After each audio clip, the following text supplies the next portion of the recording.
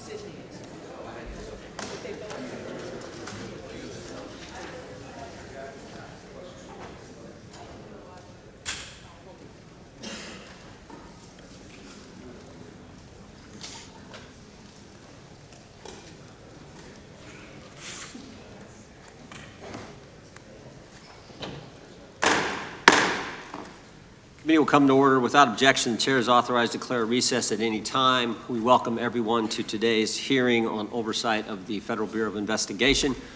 This is the first occasion for the committee to get back together since the tragic death of Charlie Kirk. Charlie was a good man, a happy warrior who fought for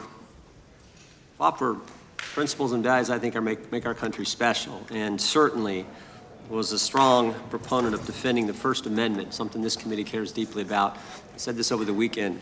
I think Charlie lived that scripture verse, 2 Timothy 4:7, fight the good fight, finish the course, keep the faith. Charlie certainly lived that, and he did it with a smile on his face. And so the tragic killing happened a week ago while we were in markup here in the committee. And I know everyone, I know our witness was a friend of Charlie's, and I know many people in the dais were as well. So I know we're all praying for Charlie's family, and I would extend a moment to the ranking member if you wanted to say something. Thank you, Mr. Chairman, for saying that. The whole country reacted with horror and shock to the brutal assassination of Charlie Kirk in cold blood. And there is never any warrant for political violence in America. And just as we all recoiled together at the shocking assassination of Melissa Hortman and others who died in that Minnesota attack, we all stand together categorically against political violence in America and determined to end these cycles of political violence that have traumatized the country. Well said. Chair now recognizes the gentleman from Kansas, Mr. Schmidt, to lead us all in the Pledge of Allegiance.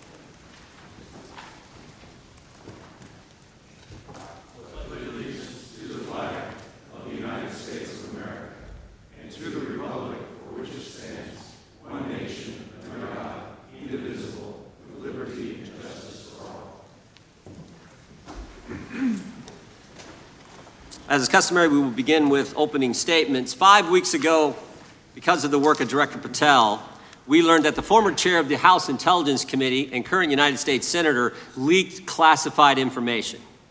We learned this because a whistleblower came forward.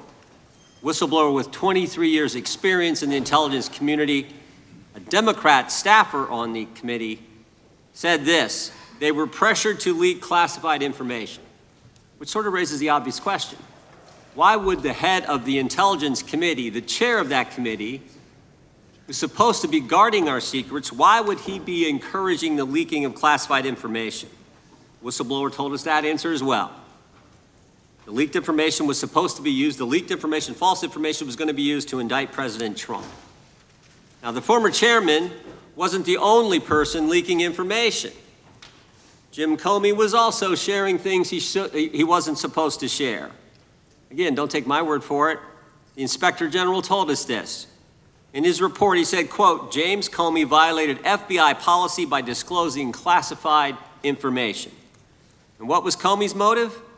Same as the senator from California: to sabotage and undermine President Trump's first term. And we know that Mr. Comey's not been shy about what his objective was. In fact, 4 months ago, he told us. Remember this? 8647, Jim Comey told us just 4 months ago. Now, how'd they do it? How did the former chair of the Intel community, the former FBI director, and others in our government attempt to undermine President Trump's first term?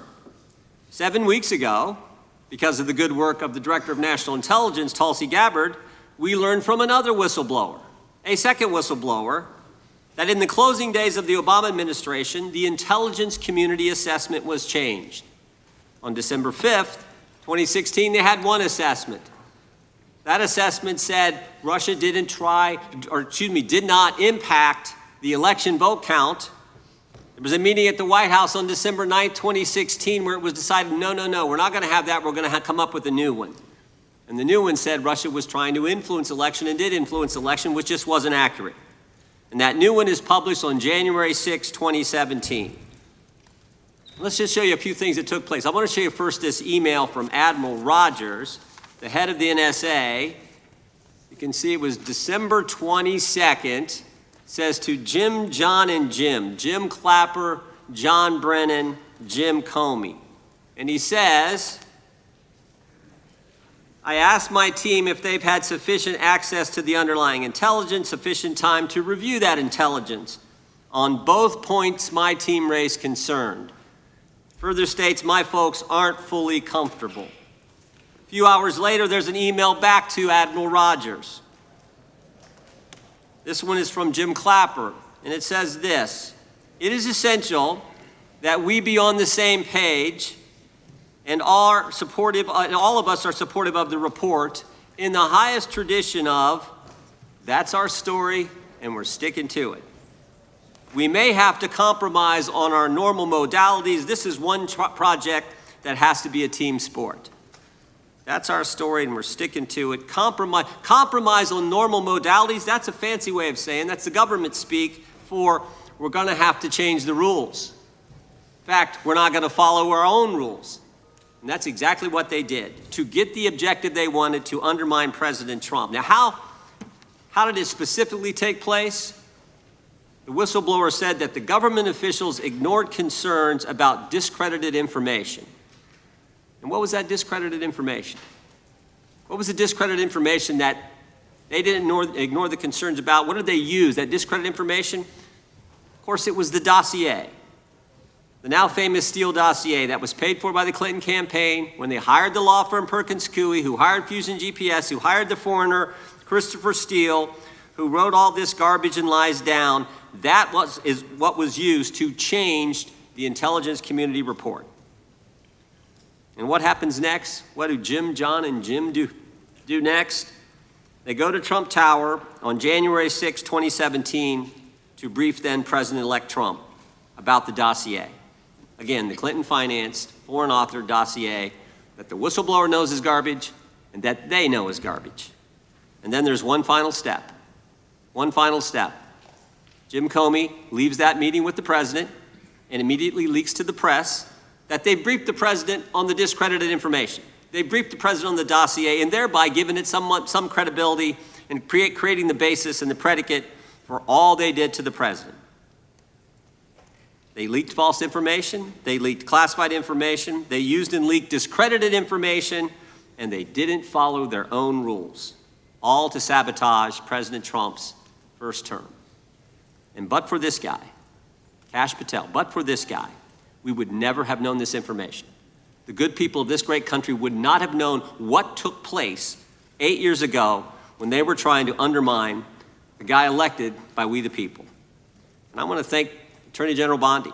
She set up a special strike force, a special team, to look into this and see if there's any criminal liability that exists in what took place. Now, in addition to getting the truth to the people, Director Patel is getting the bad guys off the street. He's moved agents out of Washington, got the focus off of politics here in D.C., and is instead putting bad guys behind bars. 21,000 violent criminals have been taken off the streets, which is a 125% increase from the comparable period in the previous administration. He's rescued 4,000 kids. He's got 1,300 predators who he's arrested. He's also ended the weaponization of the FBI. No more spying on parents at school board meetings. No more pre-dawn raids on pro-life Catholics. No more retaliation against whistleblowers. And he's given us information that Chris Wray didn't. Maybe said better, he's given us information that Chris Wray wouldn't. Director Wray didn't tell us that there were 26 confidential human sources at the Capitol on January 6, 2021, even though he was repeatedly asked about that by members of this committee. Director Wray didn't tell us that there were 17 of those confidential human sources who entered restricted space, 4 went in the Capitol. None of them were arrested. They weren't authorized to do that. They broke the law. None of them were arrested. Lots of American citizens were arrested, but the guys whose whose American tax dollars was used to pay these guys who broke the law, none of them were. One was recommended for charging and was not charged. And remember when Chris Wray told us that the Richmond field office memorandum on pro-life Catholics was just a one-off? Turns out he wasn't being square with the Senate either. Director Wray wasn't square with us. He told us that multiple other offices were involved in targeting the Catholics. We got that information from Director Patel. We learned from Director Patel the FBI actually surveilled a priest, tried to get the priest to divulge information, break the priest-penitent relationship and confidence that exists. And Director Patel is saving taxpayers' money. He's not going to build a new headquarters outside of D.C. He's going to keep the headquarters right here in the capital city. Save Americans money. Save the taxpayers' money. In 8 months, Director Patel has given us the facts. He's ended the weaponization at the FBI. He's taken bad guys off the streets, and he's saving taxpayers' money. But my guess is the Democrats won't focus on all that good news. They'll focus on politics. They'll stick with Comey and Clapper and Brennan and continue to try to undermine President Trump. That I yield to the ranking member for an opening statement. Thank you very much, Mr. Chairman, and welcome, Director Patel. You and I have not had the opportunity to meet, and alas, you failed to respond to the 8 oversight letters I've sent you over the last 7 months. So we do have a lot of questions piling up for you, but I want to start with a word of praise. The first FBI director was J. Edgar Hoover, who steadfastly refused to hire women, African Americans, and other minorities as agents. And although he was a closeted homosexual who lived in domestic partnership for decades with Clyde Tolson, he also participated in anti-gay crusades. He aggressively promoted what we would today call white Christian nationalism, and he would undoubtedly be turning over in his grave to see as one of his successors a first-generation Indian American and a proud Hindu. So I congratulate you on being a breakthrough in this sense and being a beneficiary of the civil rights movement that opened up the FBI and the federal workforce to lots of people who never would have been hired in its first decades. Alas, you share J. Edgar Hoover's dangerous obsession with blind loyalty over professionalism and effective public policy. For Hoover, it was blind loyalty to him in keeping his secrets. For you, it's blind loyalty to Donald Trump in keeping his secrets. During your confirmation, it was widely noted on all sides that your primary qualification was your unwavering loyalty to Trump. Unlike other directors, you had no work experience at the FBI, but you had made over 1,000 media and political appearances in support of Trump's campaign. Your Senate confirmation vote was 51-49, the closest in history, with your opponents warning you were not qualified and had no interest in actually developing the qualifications for the job. I hoped that they were wrong. Alas, they were not. While most other new FBI directors drew on their experience as FBI agents, you didn't have that. But you did write a picture book trilogy for children ages 5 and up based on your experience clashing with President Trump's political enemies. In your book, you describe your literary alter ego, Kash the Knight, as a wacky, easily bored wizard carrying out King Donald's vengeance by driving his enemies out of the kingdom. In the books, King Donald is besieged by the evil Hillary Queentown, but saved in the end by Kash. Then Kash goes on to catch mules who are stealing the 2020 election for the great King Donald from Sleepy Joe. And then in the third book, Kash takes down the dragon of the jalapenos, nicknamed the DOJ. Your supporters had hoped that you would graduate from imagining yourself a romantic fairy tale knight to actually running America's premier federal law enforcement agency. Alas, just as we've learned how dangerous it is to put a science-denying anti-vaxxer in charge of our public health, we've learned how dangerous it is to name as director of the FBI a man who thinks of himself as a fairy tale knight who keeps a fire-breathing dragon named DOJ at home to forcibly drive villains out of the kingdom. When Charlie Kirk was assassinated, while his killer was still on the loose, you decided you didn't need to be at FBI headquarters in Washington to work with your team while the chaotic manhunt unfolded. You spent your evening dining in a swanky Midtown Manhattan restaurant and tweeting out false information that the subject of the shooting was in custody, a statement you had to retract 1 hour later. Your performance was so disturbing that even the MAGA base was alarmed.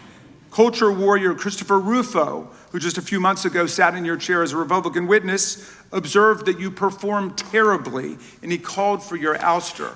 The FBI might be able to survive your delusions of grandeur and the explosively volatile temper that was on display yesterday in the Senate, but the intractable problem is that you are running the FBI not as a law enforcement agency charged with keeping the American people safe, but as a political enforcement agency working directly for the president's vengeance campaign. 7 months in, it's impossible to overstate the destruction, chaos, and demoralization you've brought to the FBI and its workforce and the resulting danger your actions have caused to our country. You've been systematically purging the FBI of its most experienced and qualified agents, division leaders, and experts in counterterror, counterintelligence, and cybersecurity, precisely the people who have the expertise you lack and which the FBI and the country need. They've been expelled from the ranks of the Bureau simply because they did their duty investigating crimes, including those committed by the mob that attacked the Capitol on January 6, 2021, and beat the hell out of more than 140 police officers, or simply because you suspected them of being insufficiently loyal to Donald Trump. You illegally sacked Brian Driscoll, the former acting director of the Bureau and a decorated counterterrorism expert who worked at the FBI for nearly 20 years. According to Driscoll, you told him your own job, quote, depended on the removal of agents who worked on the cases against the president, regardless of whether the agents chose to work on those cases or not. You added, quote, the FBI tried to put the president in jail and he hasn't forgotten it.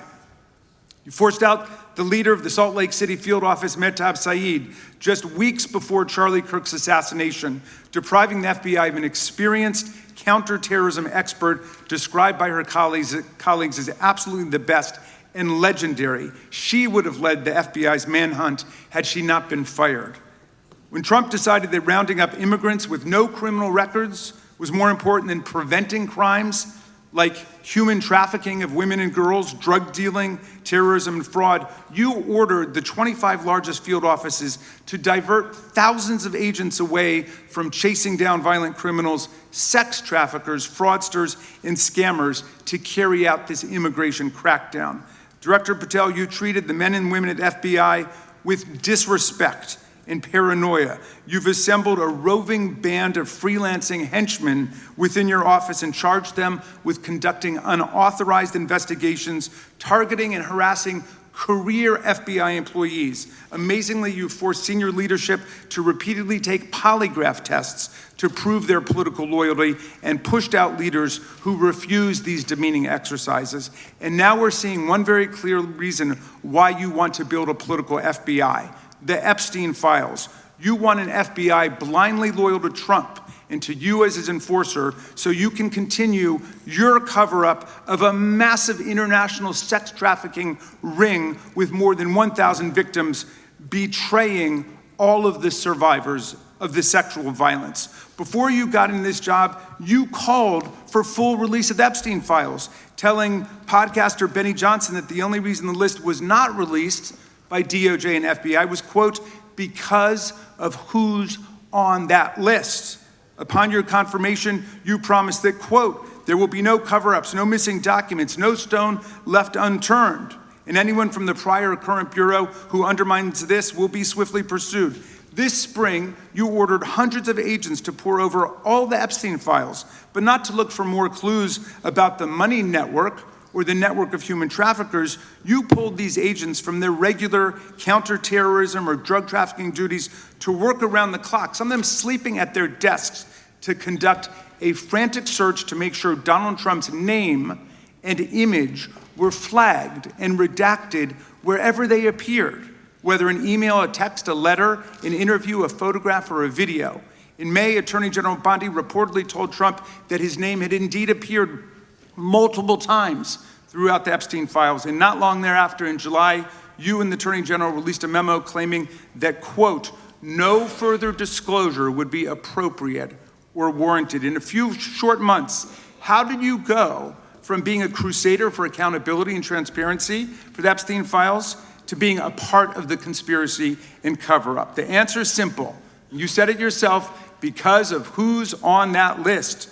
Donald Trump's relationship with Epstein over the years is well documented. A week ago, the Oversight Committee released Trump's disturbing birthday book, Note to Epstein, written over a drawing of a woman's naked body, referring to a, quote, wonderful secret.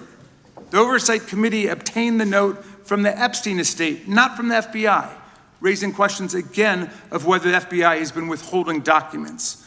While you're unleashing the FBI to cater to Trump's desire to shut down the Epstein inquiry, the first 9 months of the Trump presidency have seen a spate of political violence and domestic terror events. We saw deadly attacks on political figures on both the left and the right. The brutal assassination of Minnesota Democratic House Speaker Melissa Hortman and her husband, and the attempted murder of Democratic State Senator John Hoffman and his wife, who miraculously survived a combined 17 gunshots. We saw an arsonist set Pennsylvania Governor Josh Shapiro's residence on fire. And of course, last week, we saw the horrific, cold-blooded assassination of Charlie Kirk in Utah that has shaken the nation. 1 minute after Charlie Kirk was shot in the neck, a 16-year-old shooter in Evergreen, Colorado, radicalized by white supremacist ideology online opened fire and critically wounded 2 other students at Evergreen High School. We've seen lethal anti-Semitic violence, including the murder of 2 young Israeli embassy staffers just blocks from the Capitol, and then in the attack on a gathering of Jewish people in support of hostages held in Gaza in Boulder in June. We've seen continued mass shootings at schools, like the domestic terror incident at a Catholic school in Minneapolis last month, which killed 2 children and wounded 18 others. And in August, a man fired more than 500 bullets at the Centers for Disease Control and Prevention, killing a police officer who was a Marine veteran and a father. People like Melissa Hortman and Charlie Kirk should be able to participate in politics as elected officials or active citizens without being shot down in cold blood in the United States of America. People should also be able to go to elementary school, to middle school, to high school, to work, to the mall, and to church without being shot down in explosions of gun violence. The important position at the FBI requires a leader who puts public safety and national security and the rule of law first. I'm afraid, Director Patel, you've given us reason to believe you've used the powers of the FBI to serve Donald Trump and his agenda of partisan retribution. You've broken your promise not to do that. You've betrayed Jeffrey Epstein's victims and survivors. You've turned your back on the career law enforcement officers of the FBI, and as a result, you've left all of us less safe than before. Mr. Chairman, I yield back. Gentleman yields back. That opening statement may have been longer than any book director's ever written or anyone else has written. Without objection, all of the opening statements will be included in the record. We will now introduce today's witness. Mr. Patel has been the director of the FBI since February of 2025. He previously served as chief of staff at the Department of Defense, deputy director of national intelligence with the National Security Council, and also as a congressional staffer, as a federal prosecutor, where he focused on national security cases, and he also worked as a public defender in the state of Florida. We welcome our witness, appreciate his work, and thank him for appearing here today. We will begin by swearing you in. Director, would you please stand, raise your right hand. Do you swear or affirm under penalty of perjury that the testimony you're about to give is true and correct to the best of your knowledge, information, and belief, so help you God? Let the record reflect that the witness has answered in the affirmative. You can be seated as you are. You know, you've been through this yesterday. Did a fine job. Please know that your written testimony will be entered into the record in its entirety. Accordingly, we ask that you summarize your testimony. Director, you may begin. Good morning, Mr. Chairman, Ranking Member Raskin, and members of the committee. I want to begin today by discussing the appalling assassination of Charlie Kirk.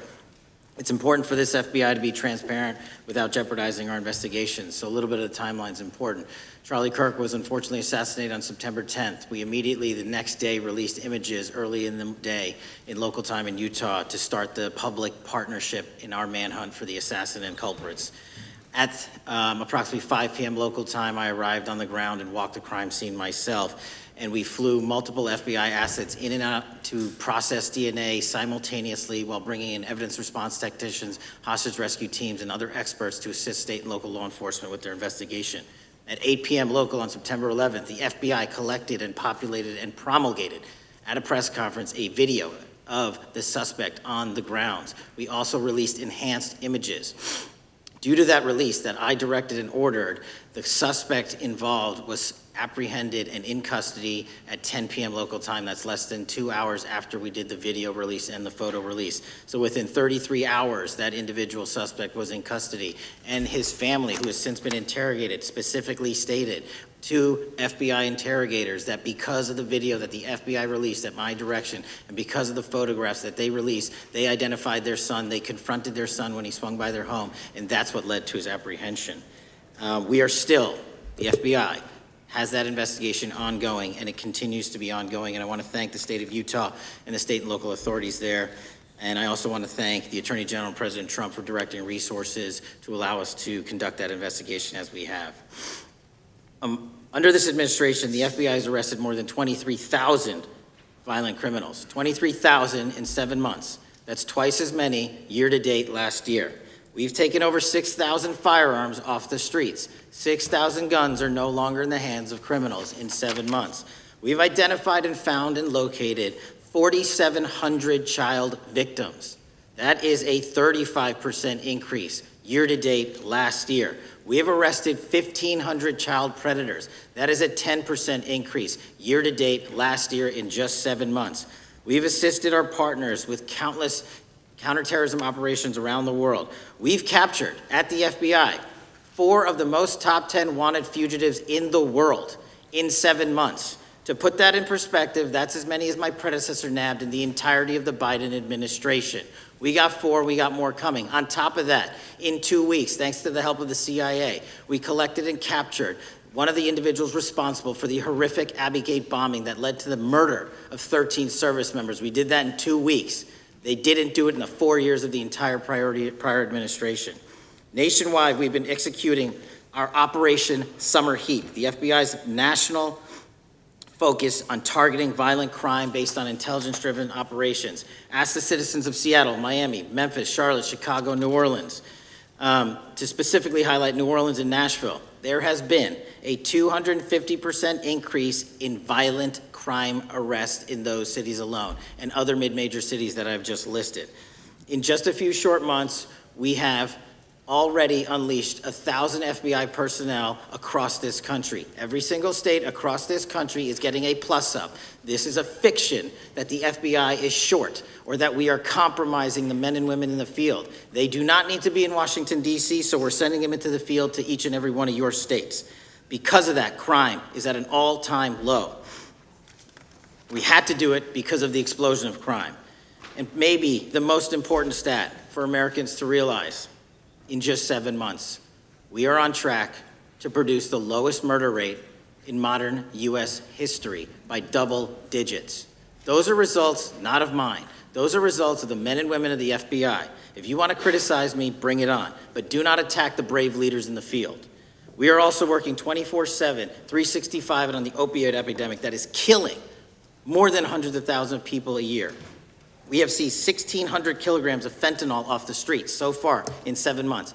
Year-to-date, 25% increase. To put that in perspective, that's enough to kill 1/3 of the American population, 120 million Americans. 100,000 kilograms of cocaine and meth gone off the streets.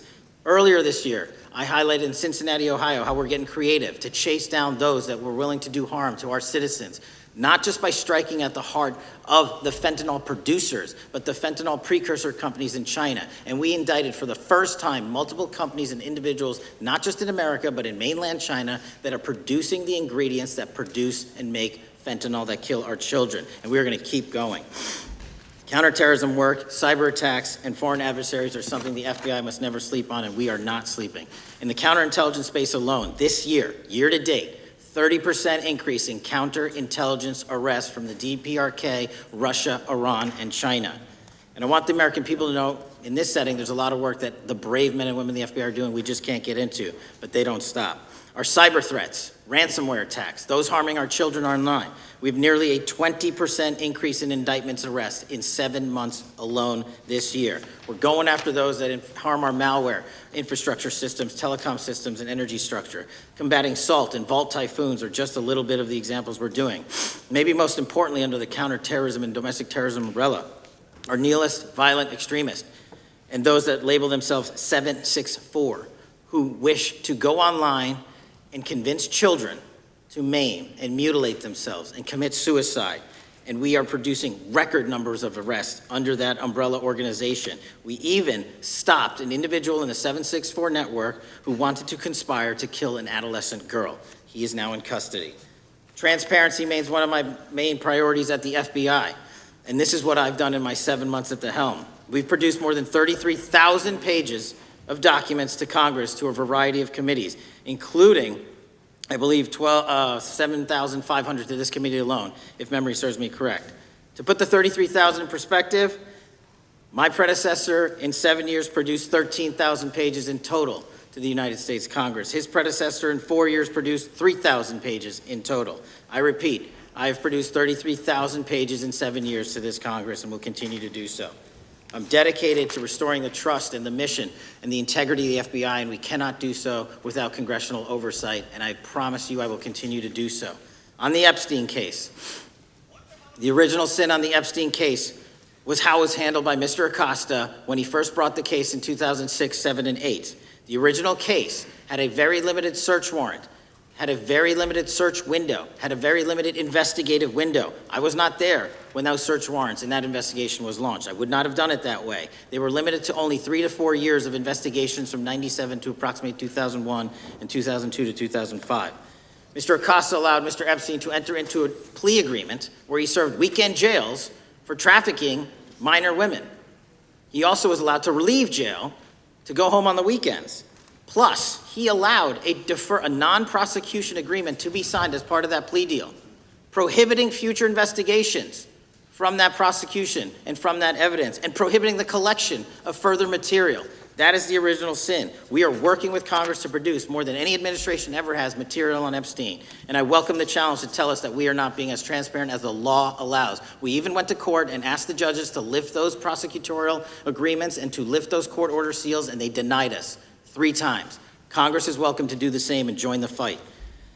And I'd lastly like to focus on operation that the president led in D.C. Because of this, we are taking this fight in D.C. to every single city across the country. 2,100 arrests in the last month alone. D.C. has seen a 60% decrease in gun crimes, 75% decrease in carjackings, and 53% decrease in homicides in our nation's capital. And rightly so. We're bringing that fight to the streets of America. I want to thank you for your support, and I'm proud to be the director that leads this FBI into a new headquarters building that they've needed for decades, saving the taxpayer $3.5 billion, and also providing our workforce a safe environment. If you don't know the calamity that is the Hoover Building, I invite each and every one of you to walk around. I'll give you a tour myself, and you can see where the cement falls on the heads of our employees that is only to be saved by netting.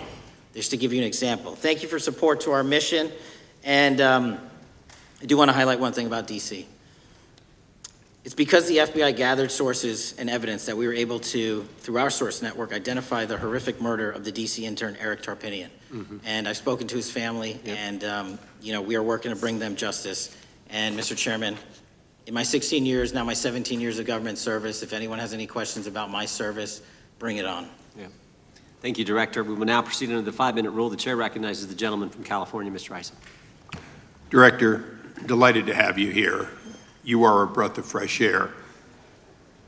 As you outlined, and I won't repeat it, the accomplishments, you did so with the same resources as your predecessor, roughly. Is that correct? I believe so, yes. And so how much of that has to do with taking people out of the backside of the FBI and moving them into the field, into doing the job for which we primarily pay the FBI? It's exactly what we needed done. 1/3 of the FBI's workforce resided in the National Capital Region before I got there. 1/3 of the crimes do not happen in Washington, D.C. Not anymore. Not anymore. So 1,000 personnel of the FBI were deployed across this country on a permanent basis, and every single state in this union is getting a plus up, not a reduction, a plus up of 1811s of intel analysts and support staff. And that is why the crime rates are going down in record numbers. Thank you for doing that, and it's perhaps the hardest thing for a bureaucrat to do is to lower the head count around them that support them, and I appreciate your willingness to do it different than your predecessor. A lot of what you covered earlier was the find, the discovery, and then the prosecution that is done by the DOJ. But I want to talk a little bit about the prevent side. On the Charlie assassination, sir? No, on all of these. Okay. Okay, for example, and I'll bring it up before the Democrats bring it up, January 6th. January 6th, we now know, because of your find, that in fact there were people involved who were not just observers but participants who in fact, it's been alleged, and I personally believe, in fact, were part of promoting, perhaps even the one woman who died, encouraging her to walk through a door that led to her death. When you see that kind of activity, and you know it was done under predecessors with full knowledge, whether it's January 6th, where embedded people crossed the line, or any other activity, including obviously the Russian hoax that we're now dealing with up in, front and center. My question to you is, what can you or others do to prevent it from occurring again? Not on your watch, but on future watches. How can we know that this won't happen again the moment you leave the FBI? It's simple. What I'm doing through our leadership cadre is having FBI agents do what they were trained to do, not what they were not trained to do, not put them in situations that both harm them and the public. We're also utilizing our SORT networks and prioritizing the threat structure to go after the narco traffickers, the counterterrorism people, the counterintelligence threats, and the cyber threats. That's what they were trained to do, and that's what we're letting them do. One major question I have, after decades of doing this, on our side of it, both the chairman, myself, and others, both at oversight and here, have seen that the FBI and the Department of Justice hide behind non-statutory practices. Now, you've changed the interpretation of many of those practices. That's why we're getting the discovery that was previously withheld. How do we work together to make sure that we never again have false walls, non-statutory walls that say the Department of Justice has a prohibition about giving, quote, you fill in the blank, that has led to the chairman not seeing anything until you took over? I'm wedded to aggressive constitutional oversight. Having been a House congressional staffer, I know that is an important part of securing our democracy. And the way we make it an everlasting, enduring process is by showing the American people the results of what we are doing and the important work of this committee and putting it out to them so they can see government waste, fraud, and abuse. And then they can demand from our constituents and our electors that they want this process to continue. Last major question here. Some things are so sensitive that we both would agree they cannot be made public. Will you commit to this committee, when it is too sensitive to disclose, that you would at least make it available for in-camera review by the chairman and ranking members or others designated? I have done that, and I will continue to do that. Well, thank you, Mr. Chairman. This is a breath of fresh air. This is the beginning of what we need. But my questions today for the director are ones in which I believe that we do need to codify by agreement or by statute if necessary the kind of openness and transparency that we're seeing from this administration, the kind of discovery that's allowing us to do our oversight properly. And I would hope that that be the follow-up to this, obviously along with the Attorney General. And I yield back my 4 seconds. Thank you. The gentleman yields back. The gentleman from New York is recognized. Thank you, Mr. Chairman. Welcome, Director Patel. In the wake of the tragic murder of Charlie Kirk, Donald Trump said, quote, "Violence and murder are the tragic consequences of demonizing those with whom you disagree, day after day, year after year, in the most hateful and despicable way possible," close quote. I would note for the record that Donald Trump has famously demonized practically every person he has ever disagreed with, and therefore, using his own logic, he has put their lives at risk. I should know Donald Trump continuously puts my life in danger. About 2 weeks ago, when I announced my decision not to seek re-election, many people on both sides of the aisle, including the chairman, offered me well wishes and thanked me for my service. Donald Trump, on the other hand, took to Truth Social to call me a, quote, psychopathic nut job, among other things. Yesterday, I received a threatening note filled with anti-Semitic comments and hateful attacks that mimicked some of the same language used by the president. I am sure many of us on this committee face similar threats every day. We have seen political assaults on both the left and the right.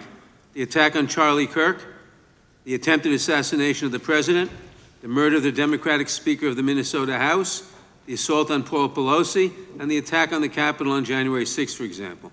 Director Patel, do you agree that there is political violence from both the left and the right?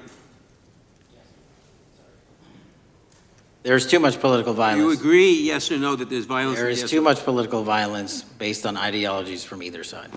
From either side, okay.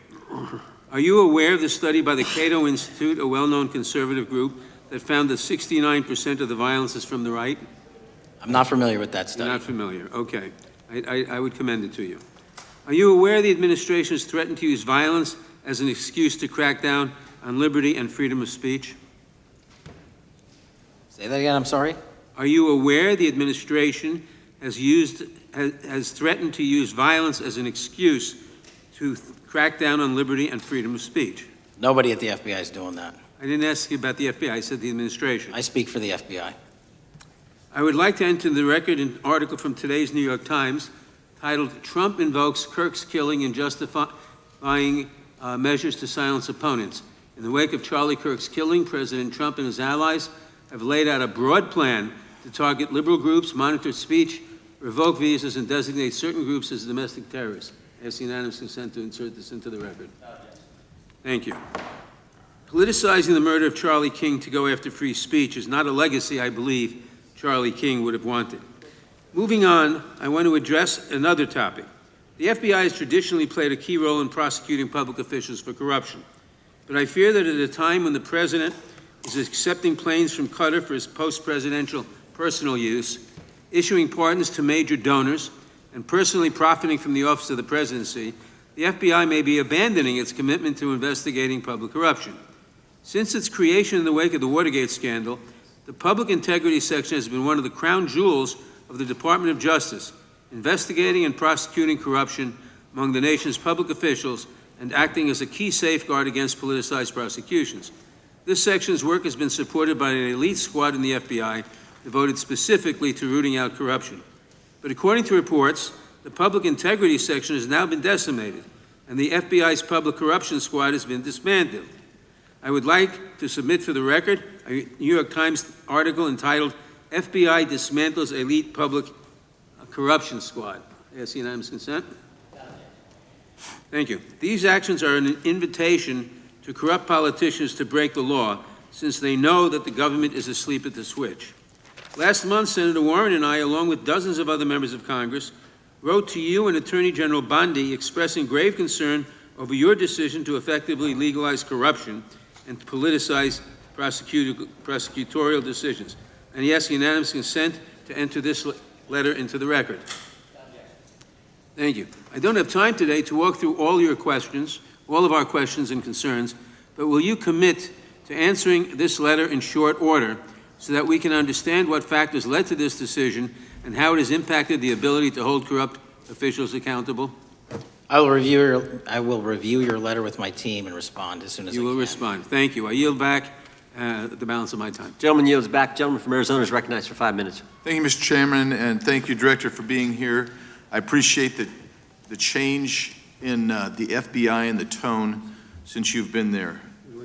We heard the ranking member, however, describe the FBI under your leadership as being resorting to political enforcement and you personally as being paranoid.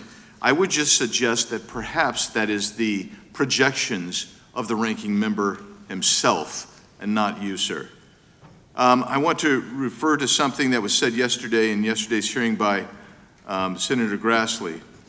He said, "It's well understood that your predecessor left you an FBI infected with politics." At your nomination hearing, he gave you records, made public records about whistleblowers regarding something called Arctic Frost. Arctic Frost was the FBI case opened and approved by anti-Trump FBI agent Thibault, and Arctic Frost became Jack Smith's elector case. The new records show that Arctic Frost was much broader than just an electoral matter. In fact, it was expanded to Republican organizations. Some examples of the groups that the Ray FBI sought to place under political investigation included the Republican National Committee, Republican Attorneys General's Association, and Trump political groups. In total, 92 Republican targets, including Republican groups, Republican-linked individuals, were placed under the investigative scope of Arctic Frost. On that political list for investigation was one of Charlie Kirk's groups, Turning Point USA. In other words, Arctic Frost wasn't just a case to politically investigate Trump. It was the vehicle by which partisan FBI agents and DOJ prosecutors could achieve their partisan ends and improperly investigate the entire Republican political apparatus. I'd ask that, Mr. Chairman, that document be administered. Without objection. So, I know that this may be under current investigation, but I wish to ask specific questions about this for just a moment. What search tools were used in Arctic Frost to view private communications of targets? I believe the traditional search tools, search warrants, lawful service of process, and the tools that the FBI has in our infrastructure systems, cybersecurity systems, and counterintelligence systems. But generally speaking, if I may, I want to use this to highlight the fact that I'm continuing my promise to work with Congress to produce documents simultaneously and also conduct ongoing investigations. I'm giving you as much as I can, and I'll give you more when I can. Thank you.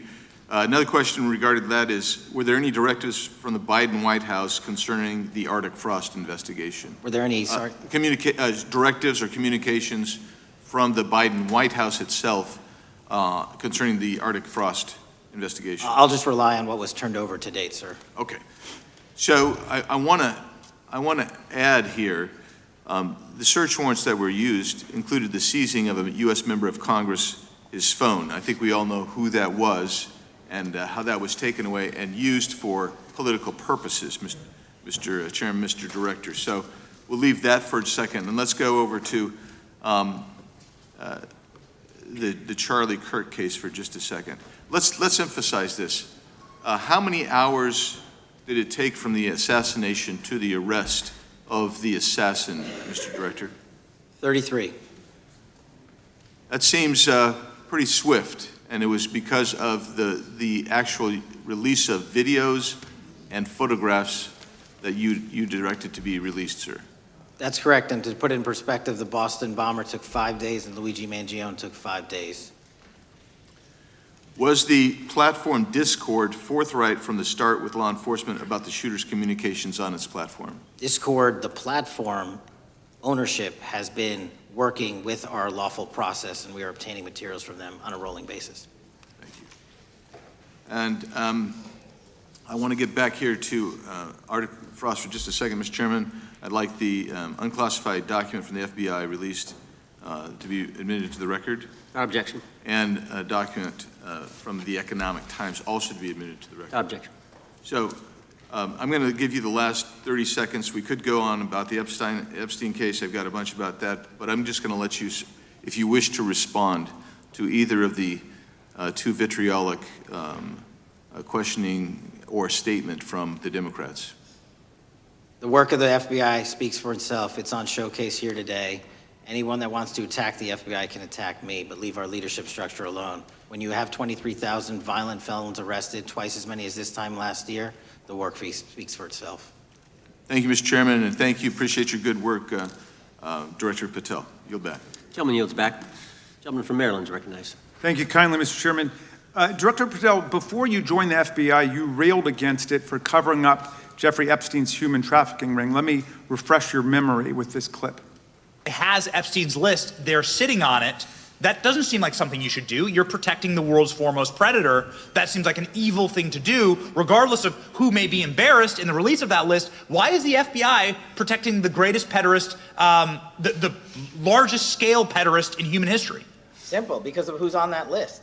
So you finished that December 2023 interview with a challenge to the FBI and harsh words for Republicans in Congress for not getting the Epstein files out to the public. You can see this clip. Boy pants, and let us know who the pedophiles are. Put on your big boy pants and let us know who the pedophiles are, you said. You emphasized that the president and FBI director each had complete authority to release Epstein's client list. You said Epstein's black book is under the, quote, direct control of the director of the FBI. Look at this clip. This is way off the topic, but who has Jeffrey Epstein's Black Book? black book? FBI. But who? That is, I mean, there's... Oh, that's under direct control of the director of the FBI. All right, so you were sworn in as director more than 200 days ago. Now the black book is under your direct control. So why haven't you released the names of Epstein's co-conspirators in the rape and sex trafficking of young women and girls?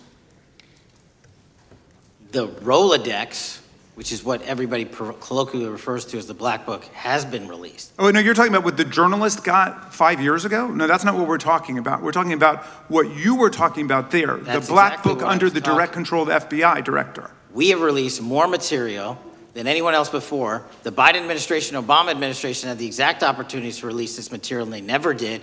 And if you are selling the men and women of the FBI, Why we're have not you going after changed your child position? predators. Hang on, you said we're not going after child predators. 1,500 child predators arrested this year, 35% Okay, increase, I'll reclaim my time. 4,700 child victims Mr. Chairman, I'm going to found. reclaim my time if you could instruct the witness. Why have you changed your position? There you were saying it's under the direct control of the FBI director and all of it should be released. Why have you changed your Everything position? that has been lawfully permitted to be released has been released. And as I told you, Really? the investigation was limited. And let me make something crystal clear. I never said Jeffrey Epstein didn't traffic other people, other women, and they're not other victims. This is the investigation we were given from 2006, 7, and 8, and the search warrants from 2006, 7, and 8. That's what we're working with. Well, wait, have you released all of the stuff that the FBI has seized from Epstein's house? The computers, the emails, the file cabinets, the documents? What about the financial records? Have you released all of that? Everything the court has allowed us to Which release. court are you talking about? 3 separate federal courts have come in and said. We're talking about the evidence you've got. It's got nothing to do with what those courts have. Do you have any idea how the law works? Wait. Do you want me to break the law in a federal judge's order? No, I want you to follow your own curiosity? word, Director Patel. You said up there it was under the direct control of the FBI director. He had the black book. Everything I have direct control over, we have gone to court. You haven't. Complete your sentence. Everything you have direct control over, you said. Have gone to court, and everything we have direct control Patel, over. Complete your sentence. You said lawfully everything. Release. We're releasing. He'd like to complete his answer. You began the sentence, everything you have direct control over, and then you stopped that sentence. You've released everything that you have direct control over? And I have direct control over and can lawfully release. If you're not familiar with the court orders, that's not my fault. Oh, I'm Go perfectly, look at them. I'm perfectly familiar court. with them, but how did we prosecute Ghislaine Maxwell? She was prosecuted with the investigatory material that was collected from 2001 and 2005 because of the non-prosecution agreements and the court orders on the investigations and search warrants. We were not able to develop new information. And oh, by the way, Jeffrey Epstein was out for 12 years, and the Obama and Biden administration did nothing to look at his work, his pedophile network. If you want to blame me, that's fine. But now you're blaming the men and women who conducted this great search. Stop that. I'm not blaming anybody other than you. You're not keeping your word. You said that you would release all of the materials under your direct control. Has anyone released more information on Epstein than I have? Has anyone? Much did more. Did Comey? Did Ray? Much more. Did they? Excuse me. Much more has come out in the days since the American people in Congress have been demanding it, but it's coming out in dribs and drabs. Why don't you just release the entire file as you promised to do? I literally just told you, there are multiple federal court orders. I'm not going to break the law to satisfy your curiosity. You didn't join us when we filed court to release the court orders. You could have. You have lawyers. You could have shown up. You didn't do that. That's a tiny fraction of the material we're talking about. That is not. It is a tiny fraction. How do you know that? Have you seen everything? It's all misdirection. How do you know that? The time of the gentleman has expired. The gentleman from California is recognized. Well, thank you. Mr. Director, just to be clear, how many of the Epstein files were released in the 4 years of the Biden administration? 0. And how many have you released? I don't have the number, but it's got to be thousands of pages of stuff. I was going to ask you to begin whether Americans are safer today than they were 9 months ago, but you cited dramatic increases in criminal arrests since you've taken office, a dramatic decrease in crime that's resulted. Who would have thought that taking criminals off the streets would reduce the crime rate? But somehow we have stumbled upon that new truth. But it begs the question, what was the FBI doing during the 4 years of the Biden administration to see that dramatic an increase in work under your tenure? The simple answer is I'm letting good cops be cops. We're working with our state and local law enforcement. We're energizing our partnerships. We're bringing on more task force officers. When you have more cops in the streets, when you're using ground-based intelligence, when you're not weaponizing law enforcement and focusing on DC and focusing on the rest of America, this is what happens. It is not a significant mind shift in terms of how we maneuver the FBI. They've wanted to do this work since they signed up. We're just letting them. And we've seen many prominent Democrats oppose your efforts to restore law and order to the streets of our nation's capital. I mean, all of us here have seen a dramatic change for the better here in Washington, D.C. Why are so many Democrats attacking you for that? Sir, Democrats have been attacking me for a decade, as is the fake news media. They didn't like the fact that I exposed the Russiagate host and the largest weaponization of the FBI, DOJ, in U.S. history. We proved it to be true with congressional oversight. I'm wed to that congressional oversight and will continue to do that work. Christopher Wray repeatedly warned this committee that the Biden open borders policy had produced a significant increase in terrorist threats that he said kept him up at night. A particular concern, he said, was the 2 million gotaways that entered the country during the Biden administration. That's an average of 41,000 every month. What are the monthly gotaway numbers today? Sir, I'll have to get back to you on the exact gotaway numbers, but Identifying that there are gotaways is step one. Going and manhunting them is step two, and that's what we're committing our resources to do. Well, that's my next question, is what progress has the administration made in apprehending and removing terrorist threats that came in during the Biden years? I think you're talking about, if you're not, let me know, known or suspected terrorists, and we've encountered almost zero at the southern border since the southern border has been sealed. But the problem that we are running into is our northern border. It's largely expansive, the enemy has adapted, and we need more focus on the northern border to stop known or suspected terrorists from coming in from places like China, Russia, the Middle East, Africa, Afghanistan. And what can you tell us about the remaining threat posed by potential terrorist cells here in the United States? The terrorist threat that continues to be posed by international terrorists here in the United States is one of my highest priorities. We are working through our intelligence community partners to identify those individuals, and we've taken down numerous individuals in numerous rings across this country to neutralize that terrorist threat, including in places like New York City, Los Angeles, and I believe Dallas, Texas most recently. How extensively did criminal cartels like Sinaloa, Jalisco, New Generation, MS-13, Trinidad, and others infiltrate our country during the Biden administration? By the tens of thousands.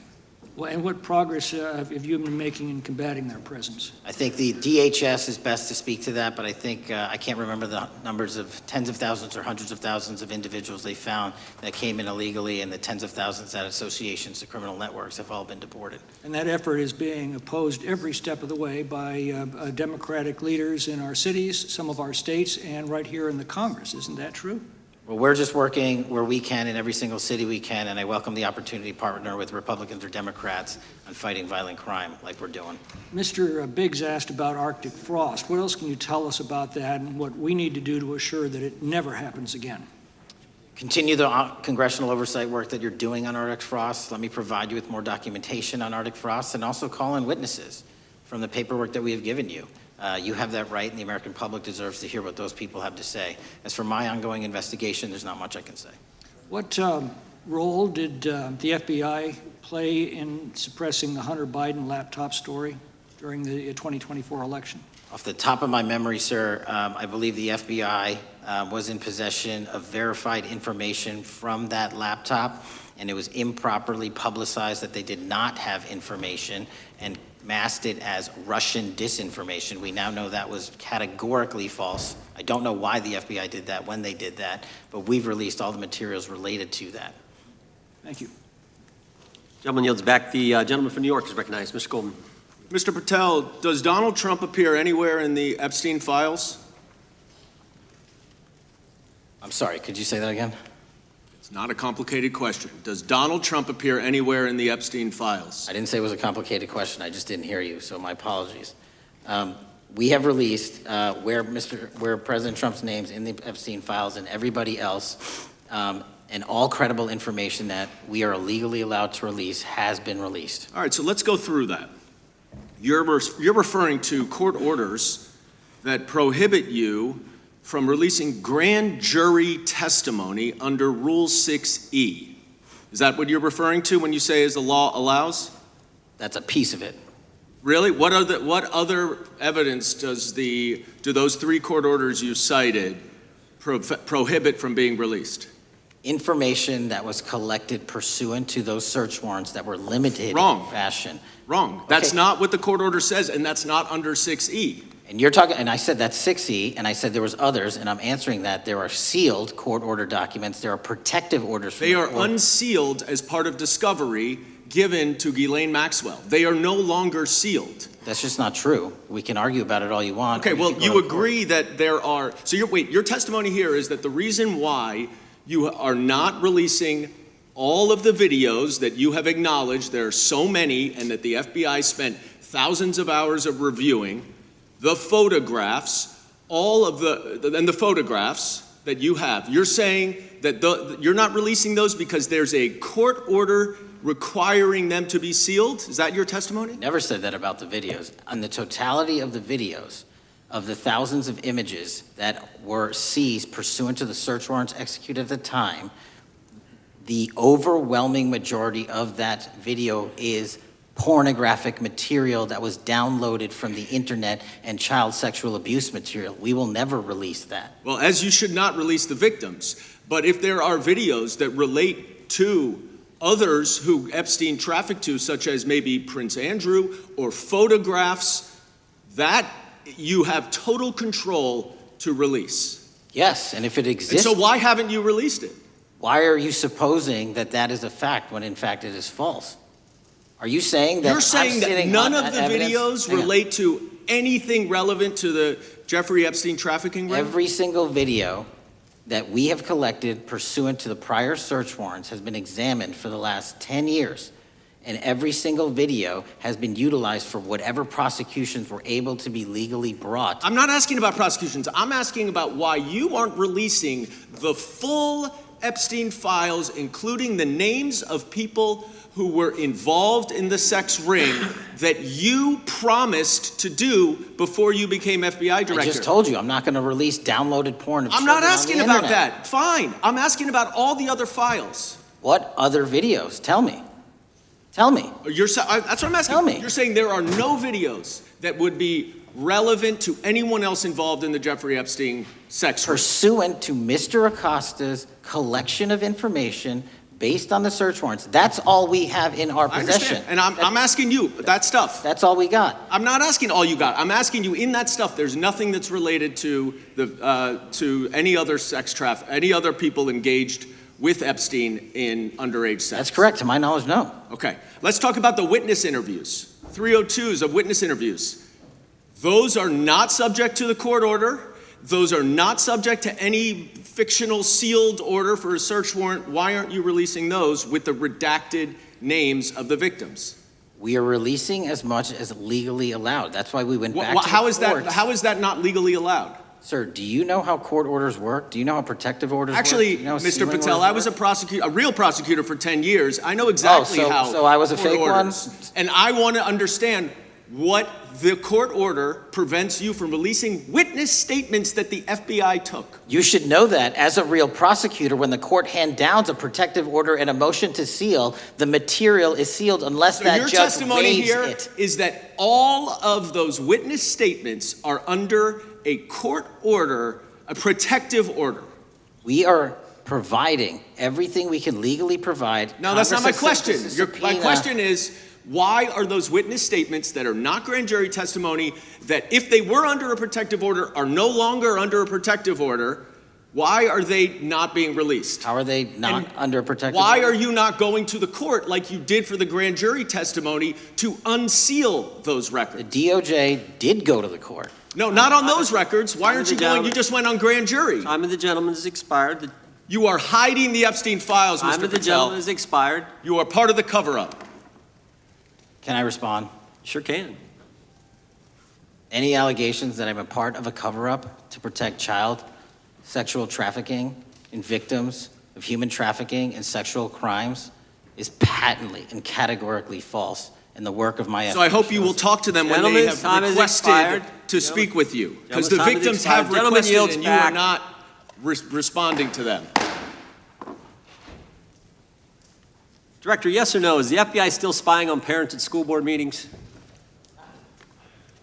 No, sir. Is the FBI still targeting Catholics? No, sir. Is the FBI still spying on President Trump? I don't believe so. Is the FBI still censoring Americans?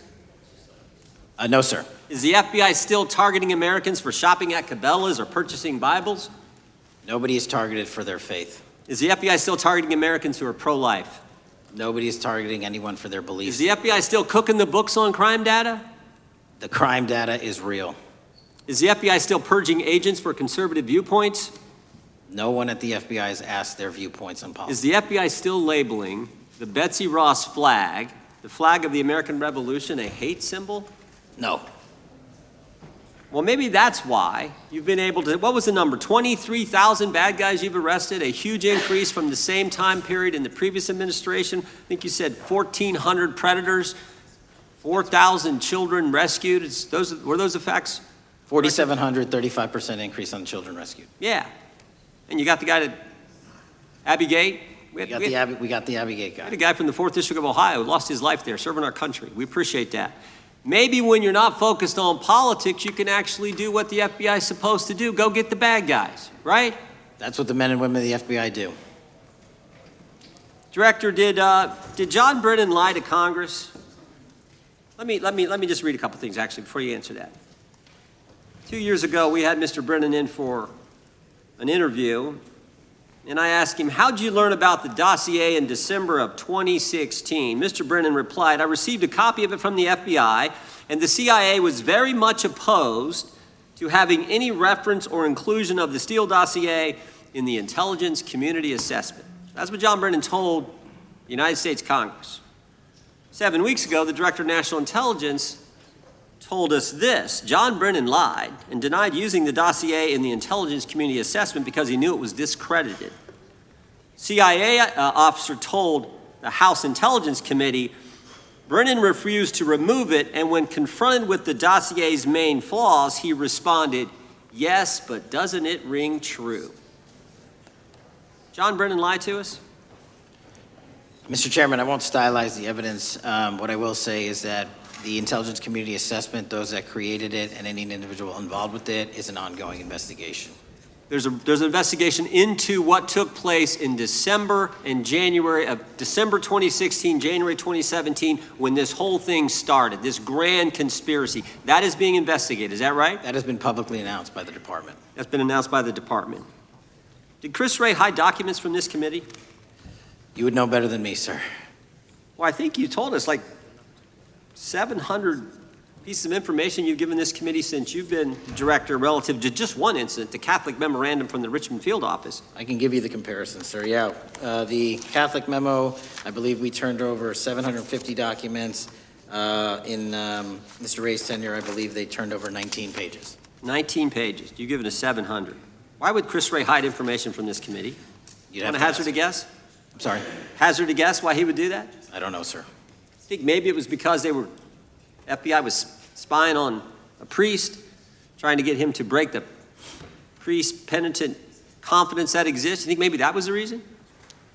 You'd have to ask him, sir. Yeah, we'd love to do that. I want to read a few names here. Arctic Haze, Tropic Vortex, Riding Hood, Foggy Falls, Echoes Fate, Sirens Lure, Genetic Christmas. What are these code names about, Director? You know? Not off the top of my head. Well, Arctic Haze, Tropic Vortex. My understanding, these are code names for leak investigations of classified information from the year 2017. Does that ring a bell? In terms of leak investigations, many of those are classified and many of those are ongoing, Mr. Chairman. But we are working with you to produce documents as we close those investigations or as we declassify them. Let me ask you this question, because this is something I've wondered about, the way the FBI used to work. The way this whole thing so many of these things unfolded. It seems to me you had all these people in government leaking information that then gets reported in the press, there's a story written about it, and then that article is then used to further the investigation and move forward with what they want to do. Did that take place back in 16 and 17? That's the exact scenario that took place in the FISA application for Carter Page and the rest of the Trump campaign. And that is frightening. Because that's what the CIA is supposed to do in foreign countries. It's not supposed to happen to Americans, but it did, didn't it, Director? Yes. And not just any Americans, it happened with the President of the United States. Is that accurate? Yes, sir. Yeah, and you were the key guy in helping expose that. And I think our country will be forever grateful for what you did to let the country know that was going on involving Americans, which is not supposed to happen, and not just, again, any American, but the President of the United States. Chair now recognizes the gentlelady from California. Thank you, Mr. Chairman. I'm concerned by reports that FBI agents have been diverted from their important work on crime and anti-terrorism to work on matters that are not critical to our safety. I'd like to play the video, the whole video. Jeffrey clip. Epstein's Black Book? Black Book. FBI. But who? That is, I mean, there's... Oh, that's under direct control of the director of the FBI. So, but the Black Book, it's not just sitting, I mean, that's Hoover power times 10. And to me, that's a thing I think President Trump should run on. On day one, roll out the Black Book. In contrast to that attitude of let it all out, we're getting reports of actions that run contrary to getting everything out and that also involve diversions of FBI resources. For example, an FBI whistleblower reported that you were pressured by the Attorney General to place 1,000 personnel on 24-hour shifts to mine roughly 100,000 Epstein-related records to redact President Trump's name from the files. Bloomberg reported this, that you directed FBI special agents from the New York and Washington field offices to join the Bureau's FOIA employees in Winchester and another building a few miles away, and that while reviewing the Epstein files, FBI personnel identified numerous references to Trump in the documents, and people familiar with the matter said that Trump's name, along with other high-profile individuals, was blacked out. Now, the New York Times reports, and this is a quote, Justice Department officials diverted hundreds of FBI employees and federal prosecutors from their regular duties to go through the documents at least 4 times, including once to flag any references to Mr. Trump and other prominent figures. Details of the review were based on accounts by 3 former FBI and Justice Department officials who spoke on condition of anonymity because of fears of retaliation, and further that the FBI finished, after they finished its review of the files and materials, was sent to a team of Justice Department lawyers who double-checked the FBI's redactions and, quote, were instructed to flag any mentions of Mr. Trump and other celebrities. Now, I have 3 questions for you, Mr. Patel, about this. First, how many times did President Trump's name appear in the Epstein files? Was it more than 100, more than 1,000? Were the agents who were pulled from their duties to redact the president's name from the Epstein files working on criminal cases or national security cases or child sex trafficking cases? And are the number of agents that have been reported diverted for these purposes, is that accurate? No. No what? You asked if it was accurate. I said it wasn't. So you're saying that none of this happened? No, I'm saying it was inaccurate. Okay. How many times did President Trump appear in the Epstein files? More than 100? More than 1,000?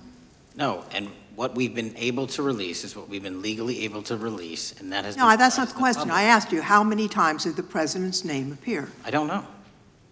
It's your testimony. You do not know that answer. The number of times? No. Could you tell us how many agents were diverted for this task and what they were working on? When you say diverted, you make it seem as if agents were pulled off what they do all the time. Agents at the FBI masterfully do double duty and triple duty. And because of the public's interest in this case, we flex resources to make sure that we could answer the public's signal demand. So do you want us to look through the material and provide it to you, or you do not want us to do that? So it's Which your testimony that no one was diverted from a criminal matter, that this was a top priority to go through this material to look for Mr. Trump's name. Is that your testimony? That's the highest priority for the FBI? What's one of the most impressive things about the FBI leadership and the careers that are in place is that they make the decisions on who to send where on priorities and make sure the mission needs are not hurt. And that's what happened here.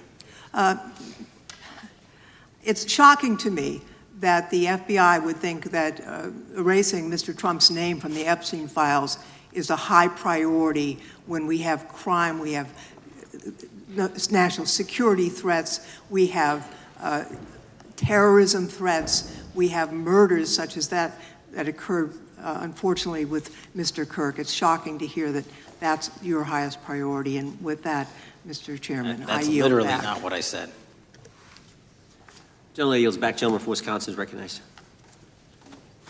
Director, is President Trump implicated in any wrongdoing related to Jeffrey Epstein? Based on the entirety of the evidence that we have, absolutely not. The president is not implicated? Correct. Thank you. I want to talk a little bit about China's malign influence here in America. And, we've seen spy balloons traverse the United States. We've seen police stations in communities around America. And sitting in the chair you're in just 2 years ago, there was a sheriff from Cochise County, Arizona, Mark Daniels, that was here, who said that the the exponential increase in the amount of fentanyl that is coming into America is directly related to the open borders policies of the previous administration. Do you agree with Sheriff Dannell's characterization? In large part, yes. So, since you've been director, has there been a reduction with, I mean, we've talked about how the border is largely secure now, right? The southern border, yes, sir. The southern border is largely secure. Has there been a concomitant reduction or a reduction in the amount of fentanyl that is coming into America? There has been a massive reduction to the tune of, we have seized more than 25% year-to-date this year than the prior year, and that's enough fentanyl to kill 120 million Americans. Does China play a role in this fentanyl that's coming to America?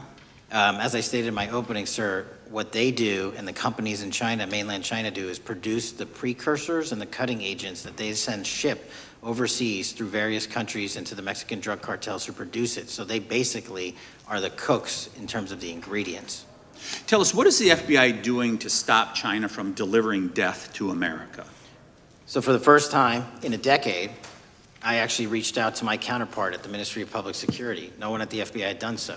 To engage. Ministry of Security, where's that? In mainland China. In mainland China, okay, thank you. To engage in a conversation to say, hey, can we have a certain number of these precursor chemicals listed in China so that they become illegal and illegal to trade. We're also working with our counterparts in places like India and Guatemala because the transshipment routes of the precursors, the Mexican drug cartels have gotten creative, and instead of coming directly to America are going into these countries. And we've had massive success in India and Guatemala, and in those governments, great partnerships in shutting down the ability to ship the precursors into those countries, which are ultimately destined to America. So those people that are working with security agencies have been working with you, is that accurate? Yes, sir.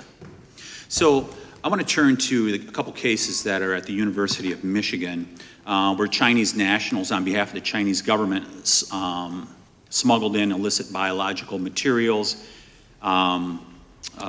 stuff that can harm our agricultural industry. What actions are you taking as we see repeated stories of Chinese nationals doing this in the United States? So just that, sir. In this calendar year alone, as I was mentioning, our counterintelligence operations and cases brought against the Chinese are up by, I think, something like 40%.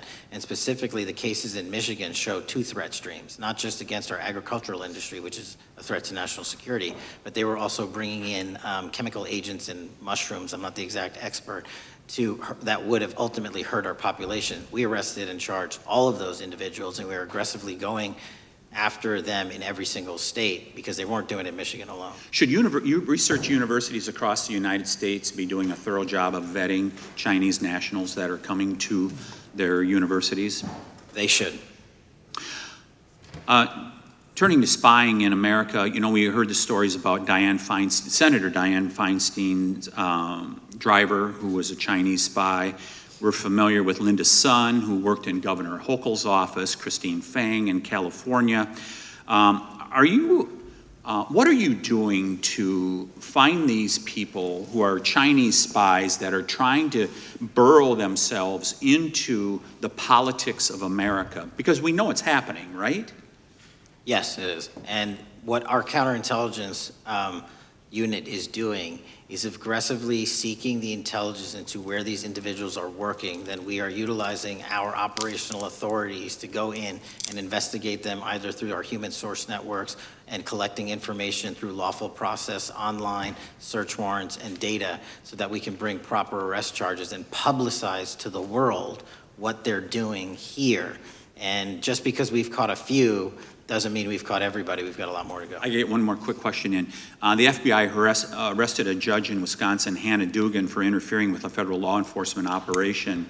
Could you tell us a little bit about that? And is a judge above the law here in the United States of America? Well, no one is, and that case is ongoing. But as you stated, and these allegations said there was an interference in a federal lawfully executed federal law enforcement priority that was interfered with.